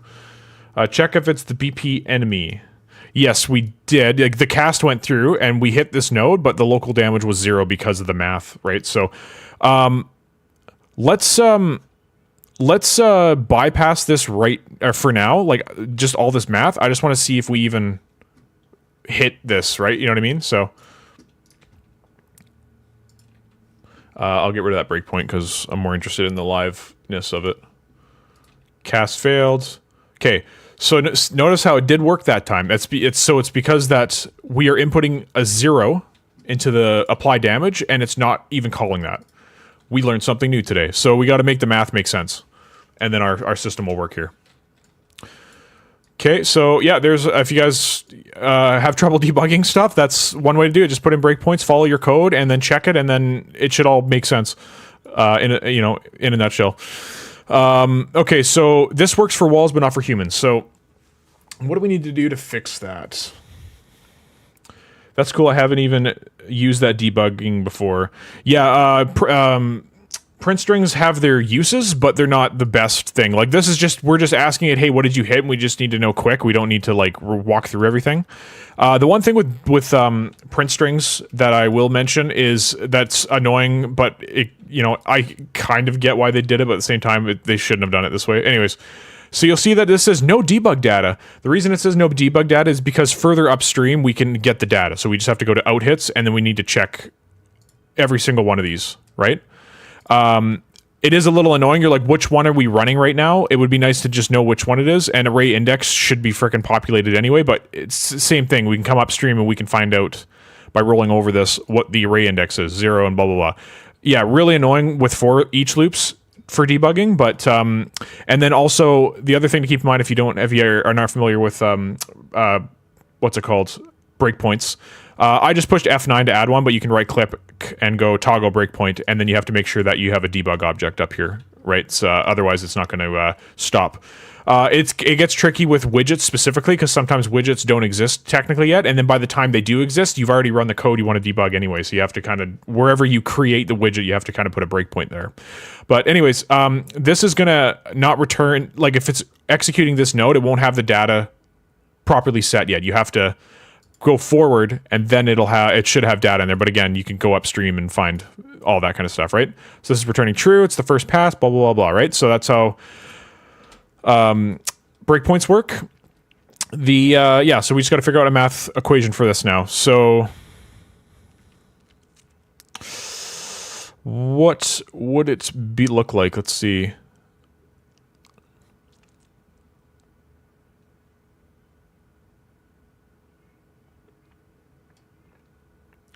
What if we casted first? Let's get rid of this and unplug this because we're going to come back afterwards. And we can get rid of this print string because we know the cast works. So let's move the cast to be first. And we don't need this. We can just plug in hit actor at that point because we know that the cast succeeded. Okay, so this will move down here. And let's do this. So we'll cast a BP enemy base. If the cast fails, then we'll do this branch. And if the cast doesn't fail, then we will do the opposite. So we'll do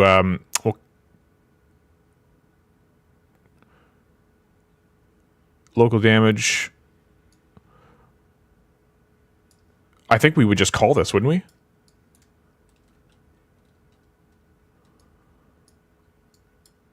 Yes, and then yeah, I think that would work, wouldn't it? Let me just think about it logically. So we hit this actor, and then we're going to apply our current local damage. We're not going to apply point damage if it's a wall. I feel like this will work. Anyways, Cal, you just press F9 while the node is selected. Do you have a video showing how to use breakpoints? I'll have to rewatch how you did that. Yes, I do have one. It's how to debug for beginners or something like that. I'm sure one of the regular viewers or moderators that are watching can pull that up and post it in the chat there. But yeah, it's called debugging for beginners. I show you guys print strings and breakpoints and the blueprint debugger. in there, which is another useful tool. I mean, the process of troubleshooting and what the dev is thinking is usually very helpful to people, even if they didn't discover the fix yet. It's the brainstorming that I'm interested in. Yeah, it's Tarkov is you're going to use the blueprint debugger a lot in Tarkov, that series. So yeah, that's a super handy one, especially that series because it's very UI based and there's lots of for loops and there's lots of places where code can break. So it's good to be able to just check it live like that in the blueprint debugger. But anyways, let's check and see if this works now. Shoot ya! Where are you? There you go.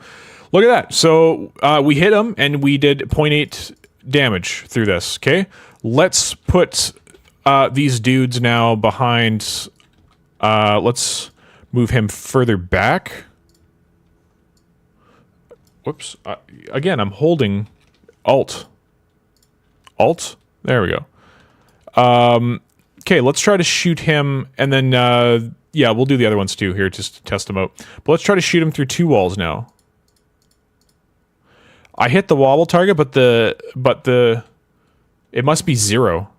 What's, yeah, it must be 0. Then, because it didn't report any damage. So you can't shoot him through 2 walls. I think that's totally appropriate. So, we hit him there, 0.7, nice. And then through here, we hit him for 0.4. There. So, that's the system. That's done. So, we still got about an hour left. So, if you guys have any small requests, we can look at stuff. But, yeah, damn, this is a pretty simplistic system, to be honest. So, yeah, the one note here, of course, is the enemy base will need to be swapped out. I'm actually going to put that note in here. I'll put a comment in your project. Swap out this enemy base for the one you use. Okay, and I'll just put that as like red or whatever. Okay, and so then we'll just comment box some more here.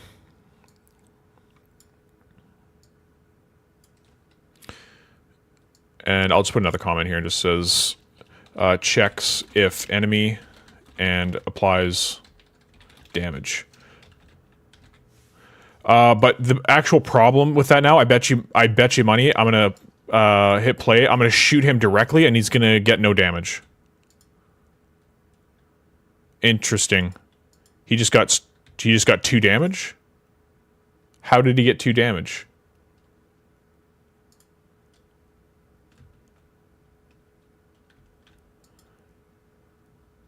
I'm confused. That should not happen, because I was just thinking the local damage will be 0. You know what I mean? So maybe we should run this no matter what. Or should we? But why is the local damage oh, there, that's why. So that should be 0, but we need to set.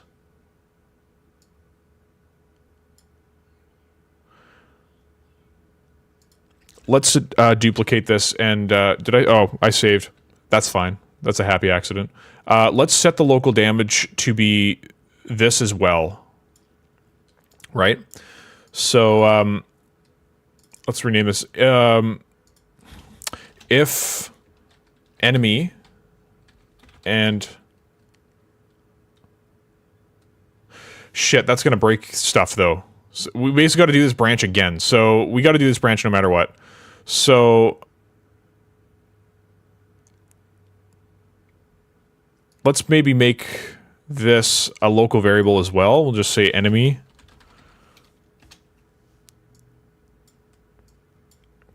Okay, so we're gonna set that as true.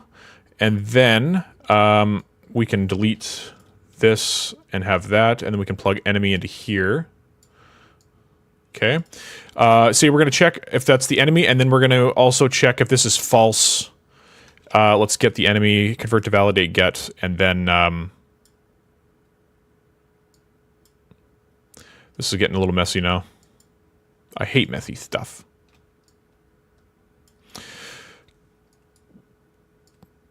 Shit, should we promote this to a variable too? Probably, hey.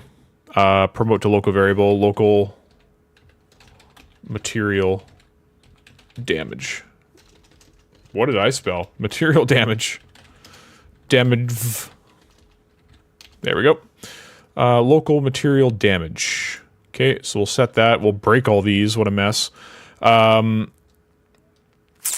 material damage goes there. If we... This one plugs in here too.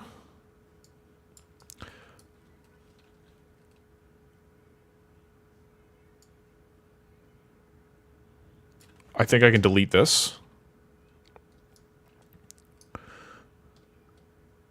If enemy is valid, we're going to set...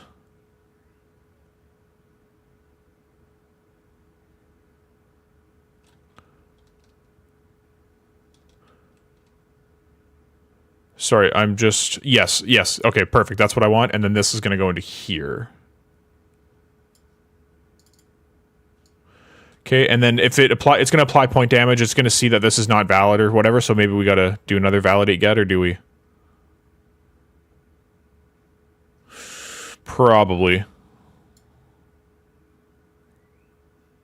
Yeah, we do, because we're going to get some errors if we don't. So we'll do this, and it is valid. Perfect. Okay, so... Then, if it's not valid, shit, this is like kind of convoluted and messy now. If it's not valid, we're going to set that, and then that's the end of it. Okay, so what's happening here? So we're going to hit a wall first, okay? So we cast here, and we've hit a wall. So the cast is going to fail. We're going to check if this is the first index in the array. Okay, that means that it'd be the first pass. If that's true, we're going to set the local damage as the local material damage. Okay, and so that'll be 0.8, 0.7, whatever we've set that material as, and then it's going to check if the enemy is valid, and if it's not, and we got to set this as nothing at some points. Yes, right here. We're gonna have to. Whoops, we're gonna have to just set the enemy as nothing if the cast fails. Okay, just to make sure that that is valid node actually works properly. Okay, so yeah, then we'll hit this. The enemy will not be valid. It will not apply damage to an enemy thing that is not valid, and we won't get an error. Okay, and then say we hit our wobble target after that. So this is going to be successful. We're going to set this as the enemy. Then this is going to be the second pass, so it's going to be false, but it'll be valid at this point. And then we're going to set the... That's wrong, isn't it? So if it's... Oh, I see. You know what? This would have to go down here, and then up. This can go up here, and it'll be the same idea. So if he is valid on the second pass, we're going to get the local damage minus the local material damage, and then we'll get that amount, and that'll be set as local damage. And if this will be valid, then we'll apply that damage to him, okay? Other way around now, so we're going to hit the enemy first. This will be successful. We'll set this as true. This is the first index. This is valid. I see...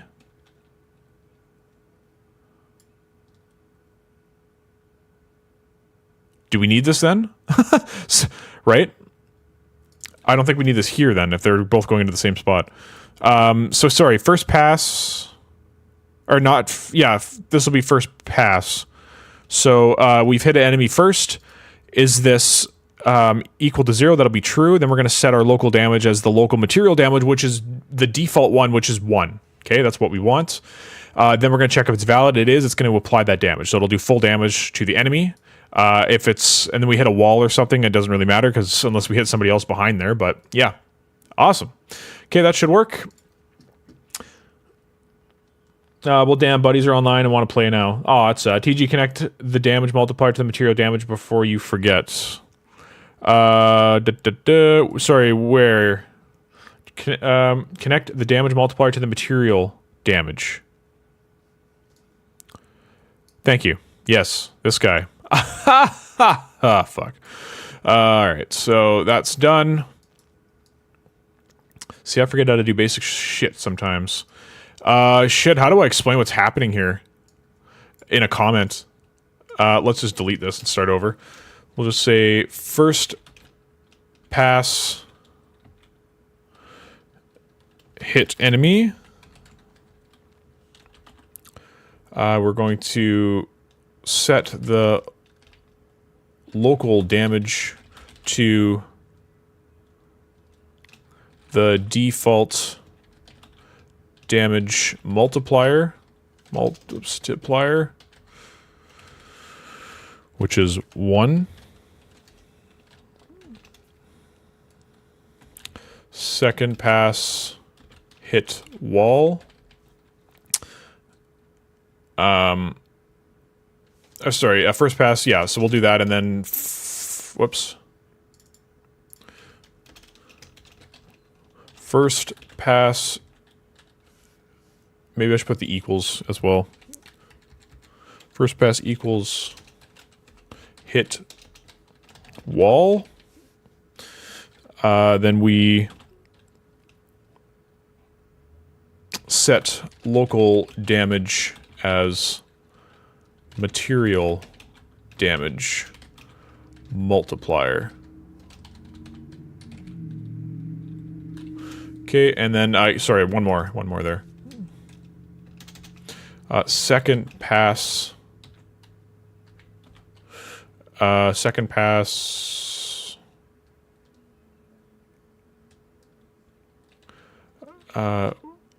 local damage minus material damage, and we'll just say clamped at 0, and then second pass, I'll go to clamp 0, and then if enemy valid, or sorry, I should say hit, then apply damage. Okay. That hopefully will make sense to anybody that's going to use this. Let's change the color to, like, I don't know, yellow. First pass, enemy hit, set the local damage to the default damage multiplier. First pass equals hit wall, set local damage as material damage multiplier. Second pass, local damage minus material damage, clamped at 0. If enemy hit, then apply damage. Okay, that seems like it makes sense, doesn't it? All right, so local damage is set to 2. How would you break it? Sorry, did break which? But yeah, anyways, I'm just going to check one more time that this actually works. So we don't, I don't think I tested it after I fixed all that stuff. So 1, that's perfect. And then I hit the wobble target, but I didn't damage him. So now what's the math doing? Because I swear we've just fixed this here. Let's just put this over here and just see how it executes live. Okay, so first off, when we hit him only, I want to just literally, I want to shoot into the sky. There we go. Okay, so we hit him, it went true. We set local damage as material damage, which is, that's working fine. It's the next bit where we're hitting him through walls. Wobble target. So at first it hits this cube, and then hits the other back cube, which shouldn't matter too much. I hit the wobble target twice there. That's odd. Anyways.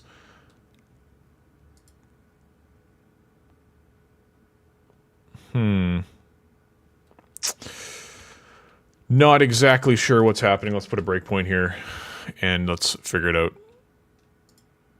Okay, so what did I hit? Not an enemy. So this will be true. So we'll keep going, and then this should set the local material damage to 0.8. Perfect. And this should not be valid. So this will skip it, and then it'll go to this standard macros, blah, blah. Keep on going. Oh.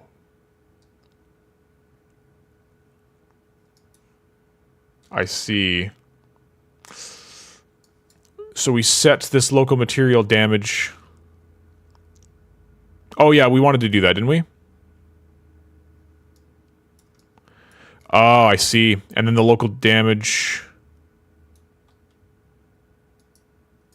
Okay, I see. So this ends up being 0 again. So if we hit a wall, that's going to be true. It's going to set that. We hit a enemy next. This will be true. This will be false. And yeah, that's what's happening. So false actually should probably go directly into this.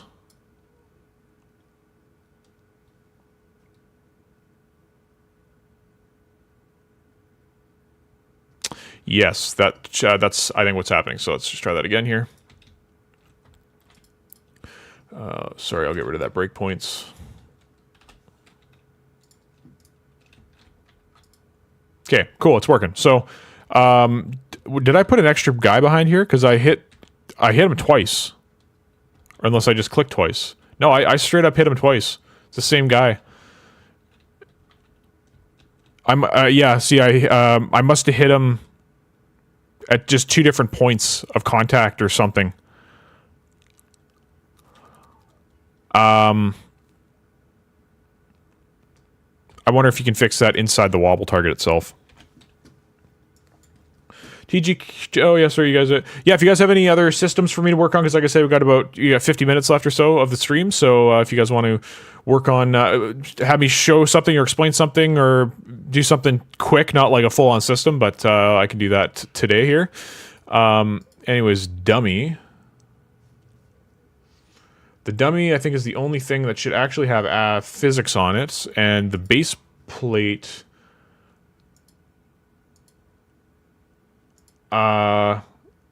Let's do custom, and let's ignore everything except for these. Okay, so hit compile. Let's see if that fixed the issue. Maybe that fixed the issue with the other thing too. No, them floating. I just don't know why they float. It doesn't make any sense to me. Anyways, still hitting him twice.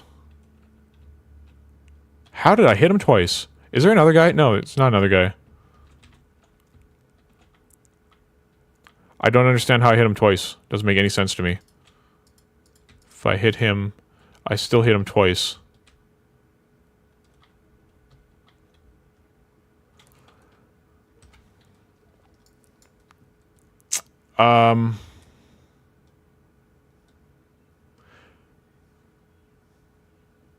Let's turn off collision on this.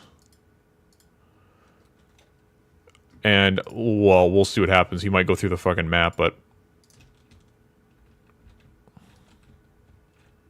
What in the fuck is happening? What is happening? That is bizarro.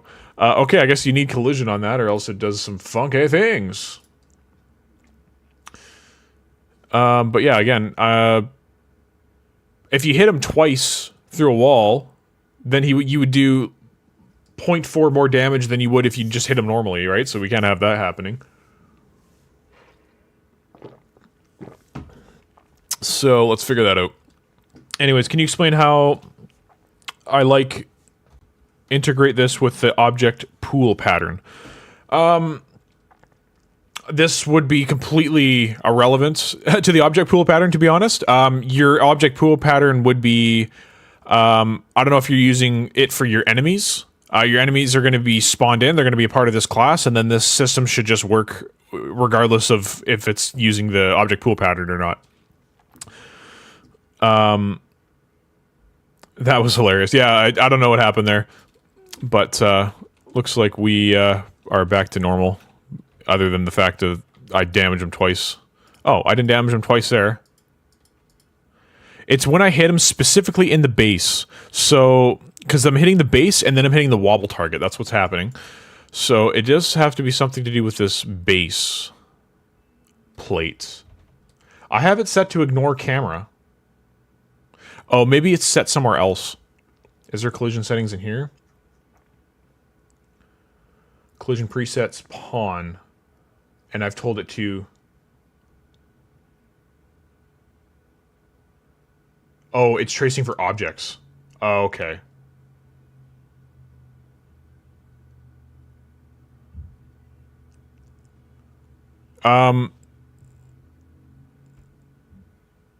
fuck, I don't want it to trace for objects then if it's basically...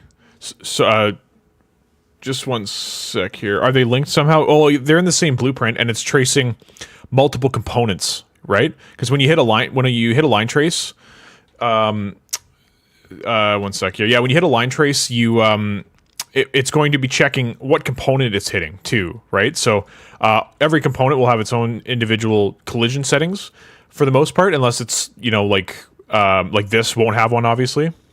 But like your static meshes will all have their own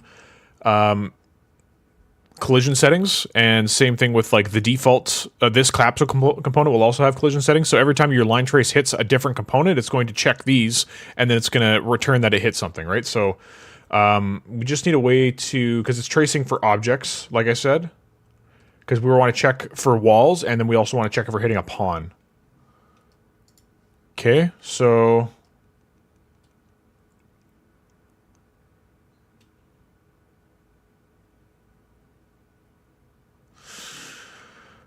Well, I'm not sure how to fix this issue because...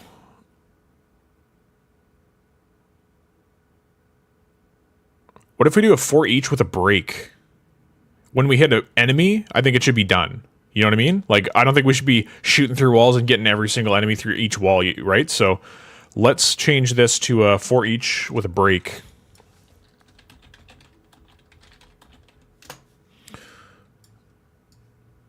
Okay, so we'll do, everything's the exact same, and this index has to get plugged in here, and then we can't do an event because it's a function, so we'll unfortunately have to do the messiest effing thing of all time, which is this. Can I make this neater? Kinda. Sure. Sure, it works. Okay, so we'll break this, meaning that we'll stop doing the for each, and we'll run out of the completed. So that should fix the issue. Oh, whoa, whoa, whoa, whoa, whoa, whoa, whoa. This goes back here. There we go. Compile. We all good now? Good. Test it out.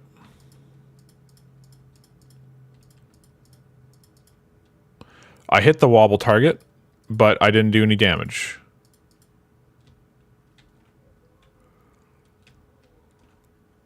Why? That for each loop with a break didn't change anything else with the code unless I didn't plug something in. Yeah, I didn't plug this in. Look at that. There we go. Okay, look at that. Shoot, shoot, shoot, and we keep hitting it once.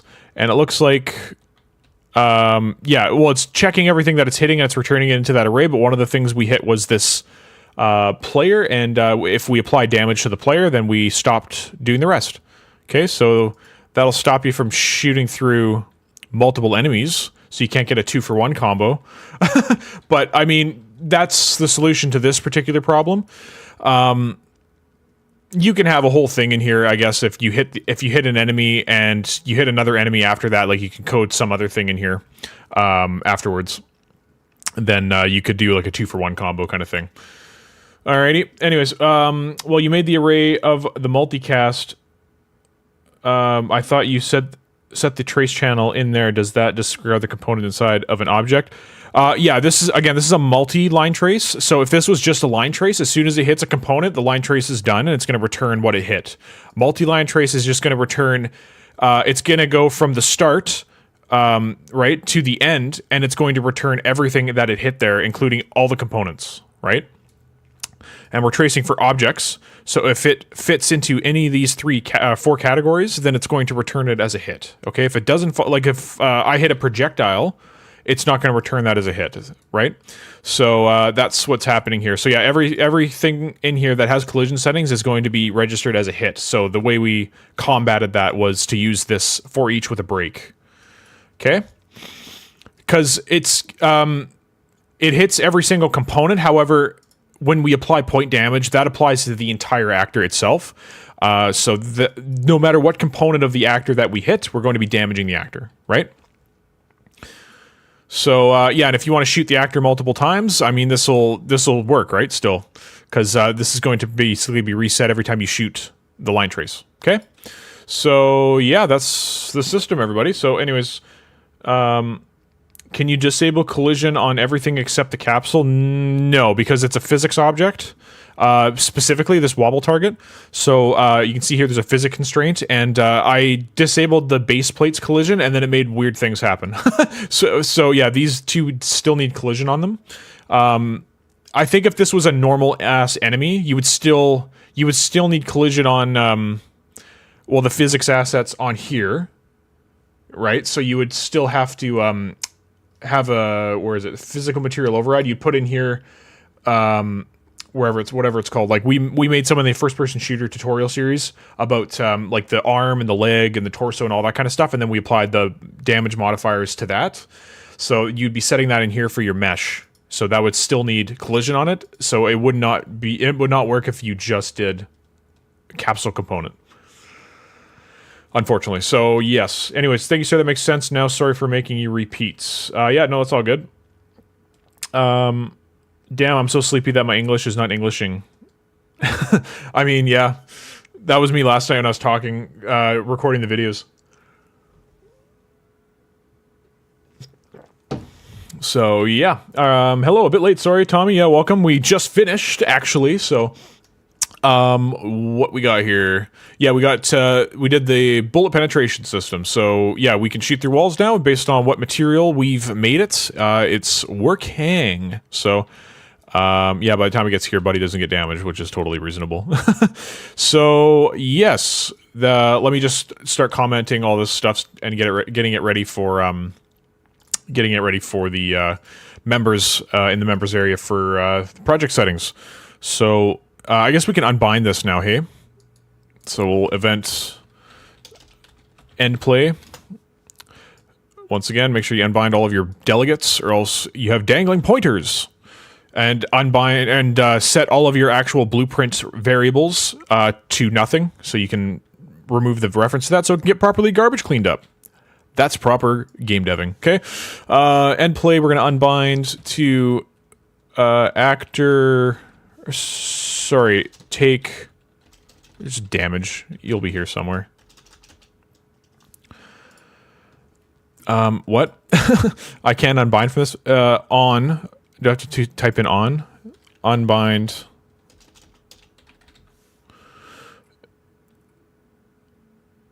It'll be here somewhere. It's got to find it here. Unbind all events from take any damage. There it is. Okay, so that'll properly unbind this, the children when they die or whatever the case is. Okay, or if you've destroyed the actor or whatever the case is. Mark was here. The other guys are absent, it seems. Oh, okay, that's fine. Mark, AAA, and RTM here? No, they're not. Yeah, they're not. Oh, great timing. I'll rewatch the posted stream. What did you make? I think I said, yeah, the bullet penetration rate. I know it's a bit off topic, but I guess this is a question for everyone. When working in multiplayer, I'm having a problem with the host being the first client. Is it possible to change? No, because the first person should be the server that comes in, right? Because the server is going to control everything, and the server's got to keep a copy of all the clients, right? So, yeah, so the host will always be first. What's the actual issue that you're having in that regard?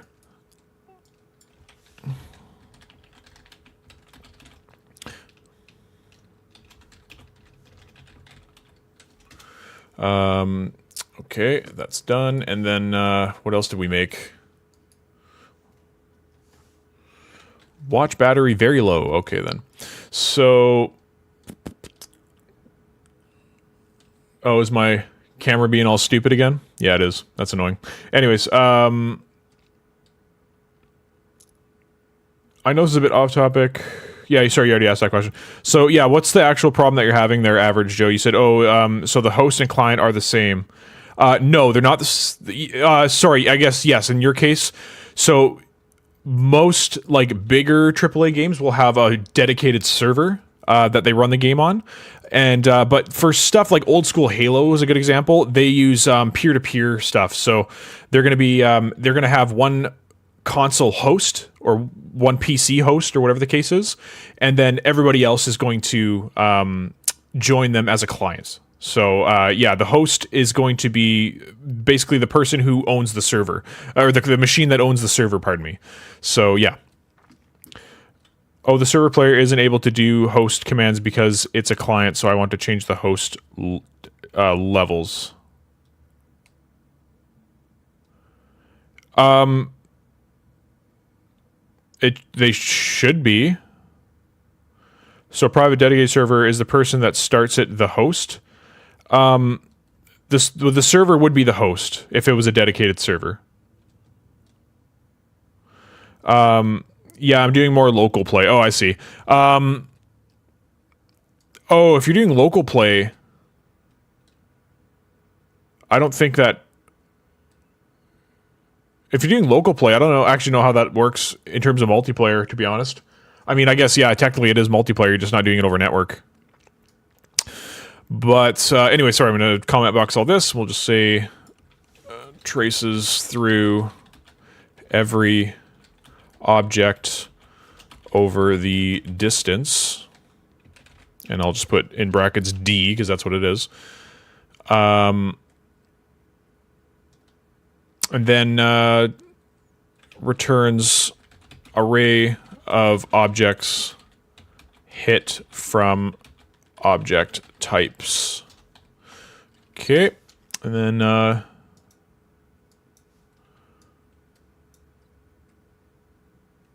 then this is just pretty self-explanatory. We can get rid of this now, actually. And we can move this all a bit closer. Okay, there it is. Then all the players are clients to the server or host. I think I know my issue. Perfect. Okay, sounds good. I feel like it's impossible to add multiplayer to my game, not gonna lie.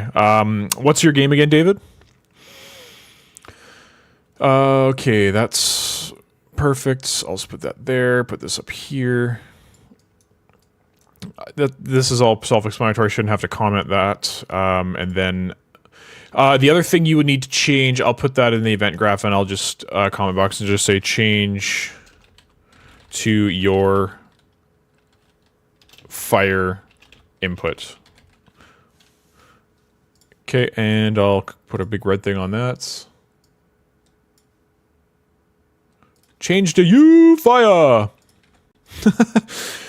So there, that's done. We didn't really do much in this. Hey, it's an FPS shooter. Oh, okay, I see. Why would it be impossible to add multiplayer to yours? I'm confused. So, anyways, close this up here. What else did we add? Contents.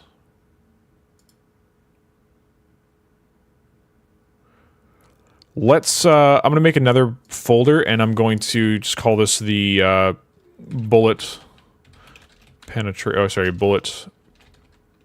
system. So if you guys want to migrate it, I'll just put everything, you know, in there that matters. Actor, enemy base. And then I'm just going to put a big disclaimer here, just for everybody, just in case. This is an abstract class, and children created. Click in drawer, create children, or create child, I guess. And then do not put materials, meshes, or animation BPs in this class, in this base class. They should go in the children. Okay, there. Learning opportunity. Okay. So, I guess all code, all code should go in this base class. Okay, there we go. Let's just reiterate that. So I'm going to move enemy base to the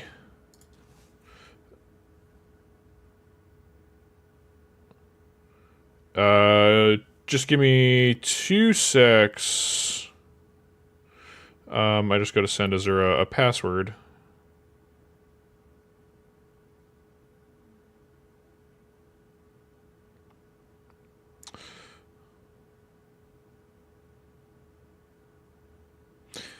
I'll just do it in, I'll just go downstairs and tell her, so just give me 2 secs, I'll be right back, everybody. Okay.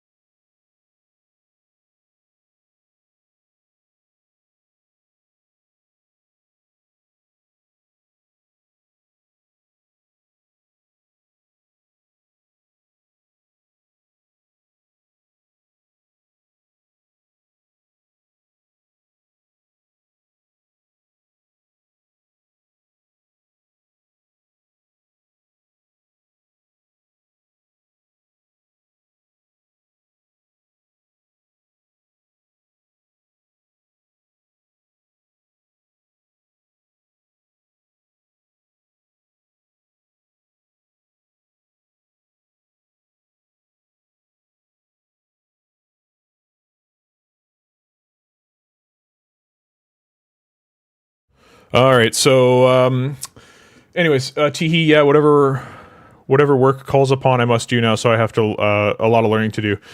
Yeah, right, so...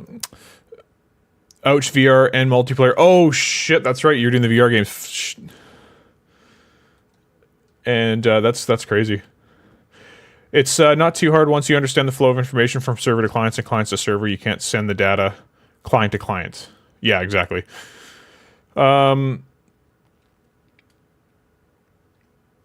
Let's see here.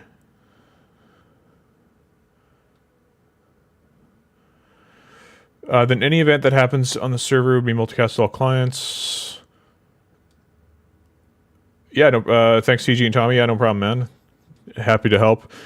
Yeah, oh, I see multiplayer. It's not too bad. Like, when I started learning it, I was actually surprised how, like, once I kind of understood all the framework and what all the framework was actually for, and then obviously, yeah, the sending stuff to clients and stuff is not, it's not too bad.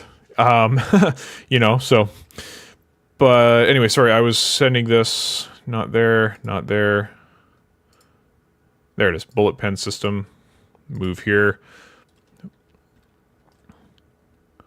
What else?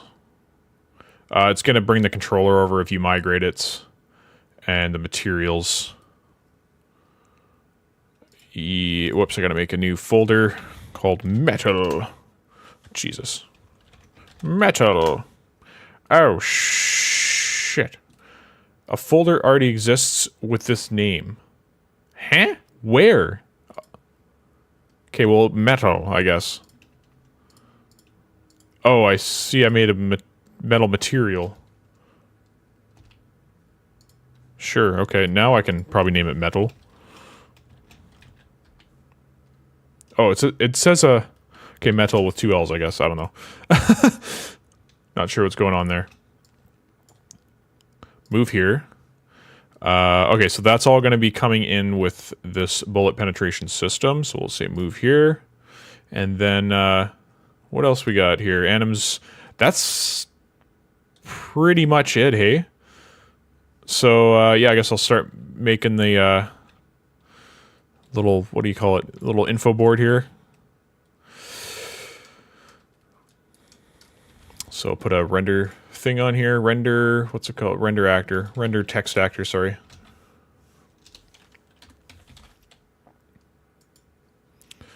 Whoa, there we go. Perfect. Just have to change it. Now you can change it back. Change it back to what, sorry?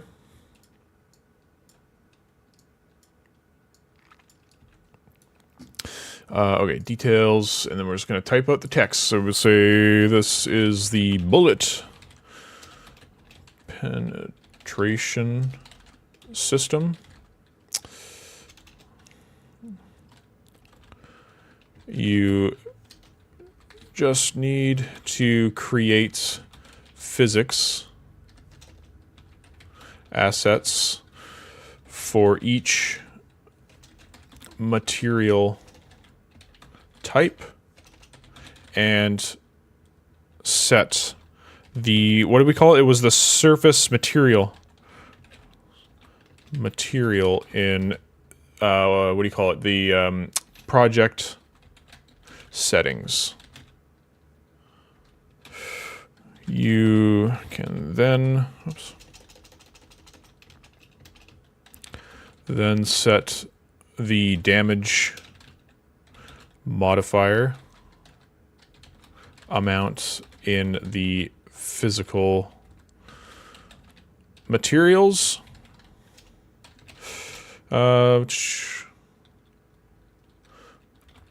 And then create actual materials for, you know, glass, you know, what else, dirt, etc.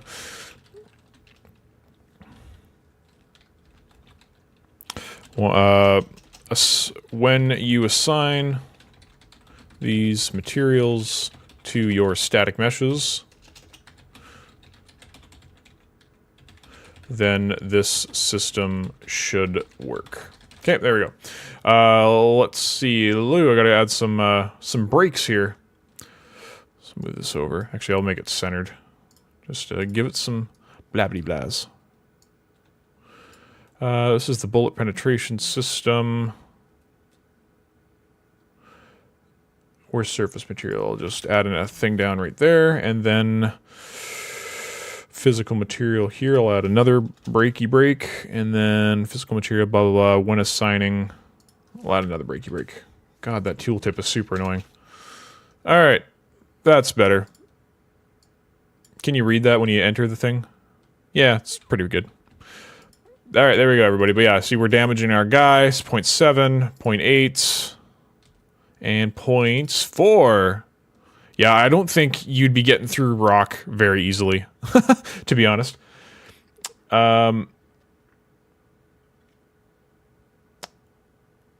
Oh, the folder names. The Unreal for folder names doesn't care if it's cap or lowercase. Yeah, I mean, whatever. It's all going to be the same. So yeah, this should be able to be easily migratable now if you guys want. Again, available for members. The project settings for this stream. Where's migrate? Right there. So we'll save and we'll see. Okay, it's going to bring over all the materials that that I have in here. You guys can uncheck those and put your own materials in. It's up to you guys. As long as the materials that you guys have, you apply the physical, physics asset to it, and then it should work. And then the only thing it's bringing over is the enemy base, and that's literally it. That's great. So this is like a really, really compact system, to be honest.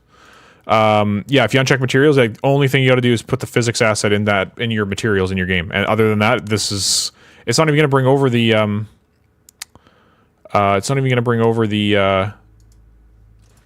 sorry, it should be bringing over the controller too. First person.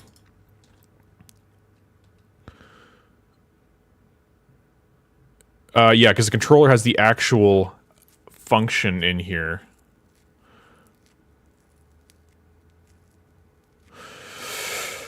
So, can you export a function on its own?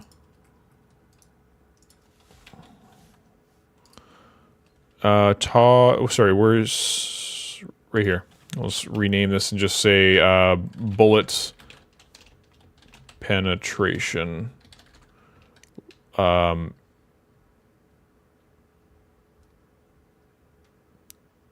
Line trace, we'll call it, or multi-line trace. Multi-line trace. Okay, but yeah, can you export a specific function? That'd be pretty awesome, but I guess you can't. So yeah, this controller has to go in. Change to your fire input, or copy this function to your controller. Okay, so there it is. All right, yeah, so I'll just have to put the player controller in that bullet penetration folder. Move here. That should be it, I think. So, Kitty, what do you want? Meh. Complainer. Anyways, so, all right, that's it. So, yeah, and any other questions you guys have? Limestone is softer than granite. So, yeah, if you wanted to make a different type of stone material, then, sure.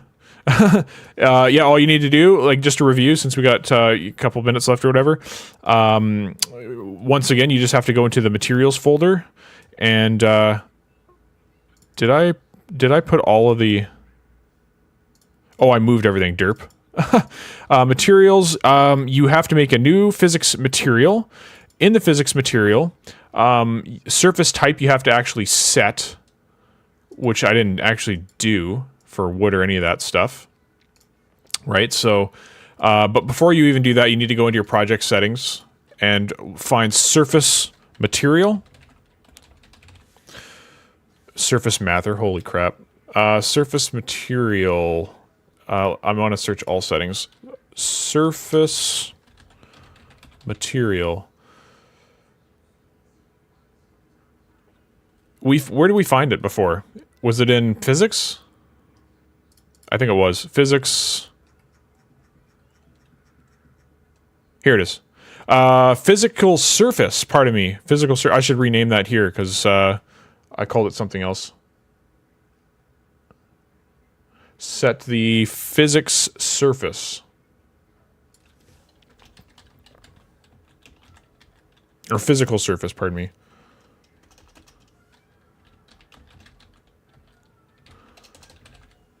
Okay, there. So, yeah, then you come in here and you're going to, like, we can just create a new one here just so if everyone's watching and they haven't seen the whole thing, we're going to create a new surface type. We'll call it, you know, glass. Not glass, sorry. Drywall. You know, something like that. So we'll say drywall, and then that's good. We'll save that. Then you just create a new physics material. You can just duplicate one of these, or it's in physics. Physical material. Okay, so this will be PA underscore drywall. You'll open up drywall.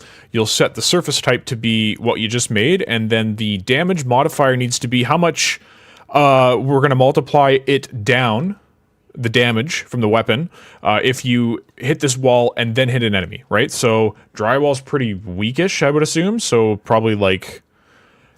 that's probably a 0.9, I would assume, something like that, right? The wood we can probably make a little bit stronger, possibly. Stone, did I set that one? Whoops, not that, sorry. Drywall. Metal, yeah, did I set these? Metal. Save, and concrete. Stone. Okay, so I didn't set those, but that's fine. Anyways, yes, yeah, so, yeah, you'll set those. Once that's been created and done with, you would actually make a physical... Sorry, you would make an actual material. I'm going to... I'll just make a material, but I'm not going to do anything with it, because I don't want to download more materials. Actually, shit, why not? Drywall. Okay, let's just go back to my good old Texture Haven and see if we can find plaster concrete. Sorry, maybe not plaster concrete. What else we got here? Wait, what's plaster?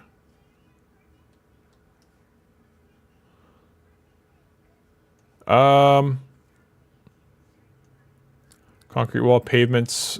Yeah, let's just look at a wall here. Concrete wall, pre-concrete, yellow plaster, gray plaster. Maybe we don't want that. Maybe we want...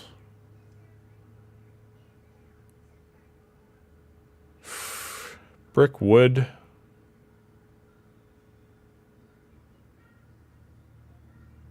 What's man-made? Let's see. Where's a material here that we like? medieval wall. Just looking for something that doesn't look pre-concrete wall. I mean, sure. Why not? We'll download that. I'll download that to... Where's concrete? Up here. Pre-concrete wall. Save. And then I'll extract that stuff. Extract. So yeah, I was just using Polyhaven for my materials there. If you guys were wondering that. So then we're going to go back to Unreal. And I've made a drywall thing, and I'm just going to click that, and then I'm just going to drag these in. Textures, so I'm just dragging in this, no displacement mat because we're not doing nanites, and then I'll drag those in here. Or do you have to drag them into you probably do. So new folder, drywall. Drag those in here.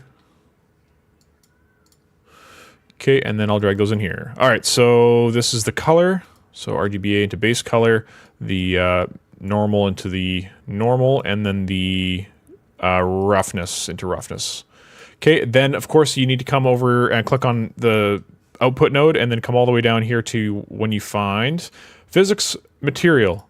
And then you're going to select drywall. We're going to hit apply. Applying your changes, sounds great. Now you're going to come up to any of your materials in the world, and you're going to tell it to select the material that you made. So drywall. There it is. And it's going to look silly, or not. Yeah, silly-ish, whatever. And then the system we've already made, so you can have a look through there. We just fire, with our player controller, an input, and then we have a multi-line trace in there that's going to be tracing through the wall. And you can see that I hit 0.9, so that's how much damage we just applied to this guy that we just shot. Okay? Otherwise, we're going to hit him for 1 damage. And yeah, so 1 damage, and then now we are applying our damage multiplier through the wall. So that's how that works. That's how easy it is to change it. Okay, so there you guys go. And I just heard that we had a sub there. So welcome to the Taking Grace channel, and gonna learn a lot of stuff here. So physics with a thing. Kitty, what do you want? You're just sitting there. Meh? You want to come up on stream? You want to be on the camera? What's up, kitty? No. Do you wanna be on camera? Hey? Yeah. Look at this kitty cat. No.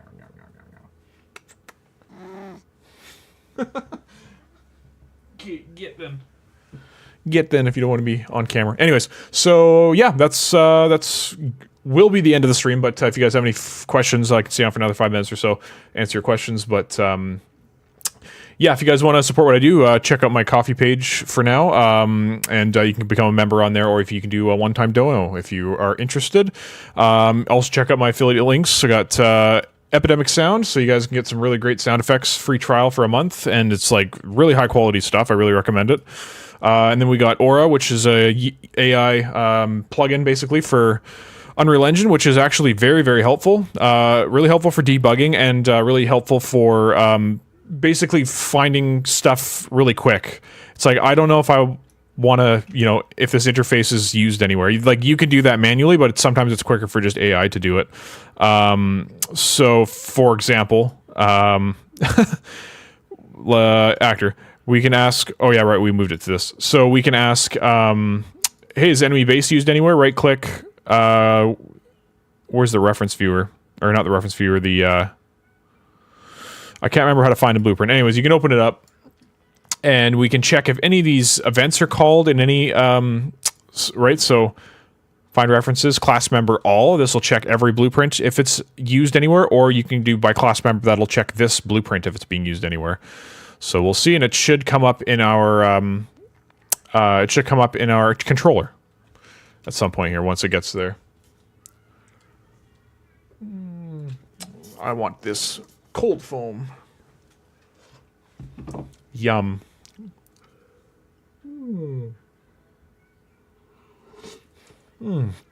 There it is. Look at this. Enemy base. Okay, so it says it's not implemented anywhere. Oh shit, that's because it's the event, not the actual bind. Pardon me. So yeah, this just is showing you that it's in enemy base, and then if you click on this, it should take you to the event. But I was actually talking about this bind. Find references. Oh, we got another cat in here. Oh, all the cats are coming in here. But anyways, yeah, so that's how you find stuff. But yeah, you can ask Aura, hey, is this implemented anywhere? And then it'll search all the blueprints pretty quick, and then it'll give you a thumbs up that you can delete it. Really handy for variables as well. But same thing, you can look up, if you go in the player controller, for example, you can right-click this and find if this particular variable is called or set or done doing anything in any other blueprints. And then if it's not, this should literally only be in the controller, so it'll be a quick one to just do here. But yeah, you basically can just check, and if it's only being referenced in the controller, or it has basically a gray, this will be gray, then you know that it's not being implemented anywhere, and you can delete it, so you can delete some unused variables. But yeah, more cat cam, yeah. Well, this one's whining. I don't know if you guys can hear it. But anyways, all right, guys. Well, I appreciate you joining me for the stream here, and I will make this available for members right away here. And if you guys really enjoy this stuff, make sure you are subscribed to the channel, and you make sure that you join me on the next stream. Every Saturday we stream and find new things to make. Okay, so I'll see you guys next week, and I'll keep recording Tarkov, and it's going to be a good one. Keep learning until you game over. Peace.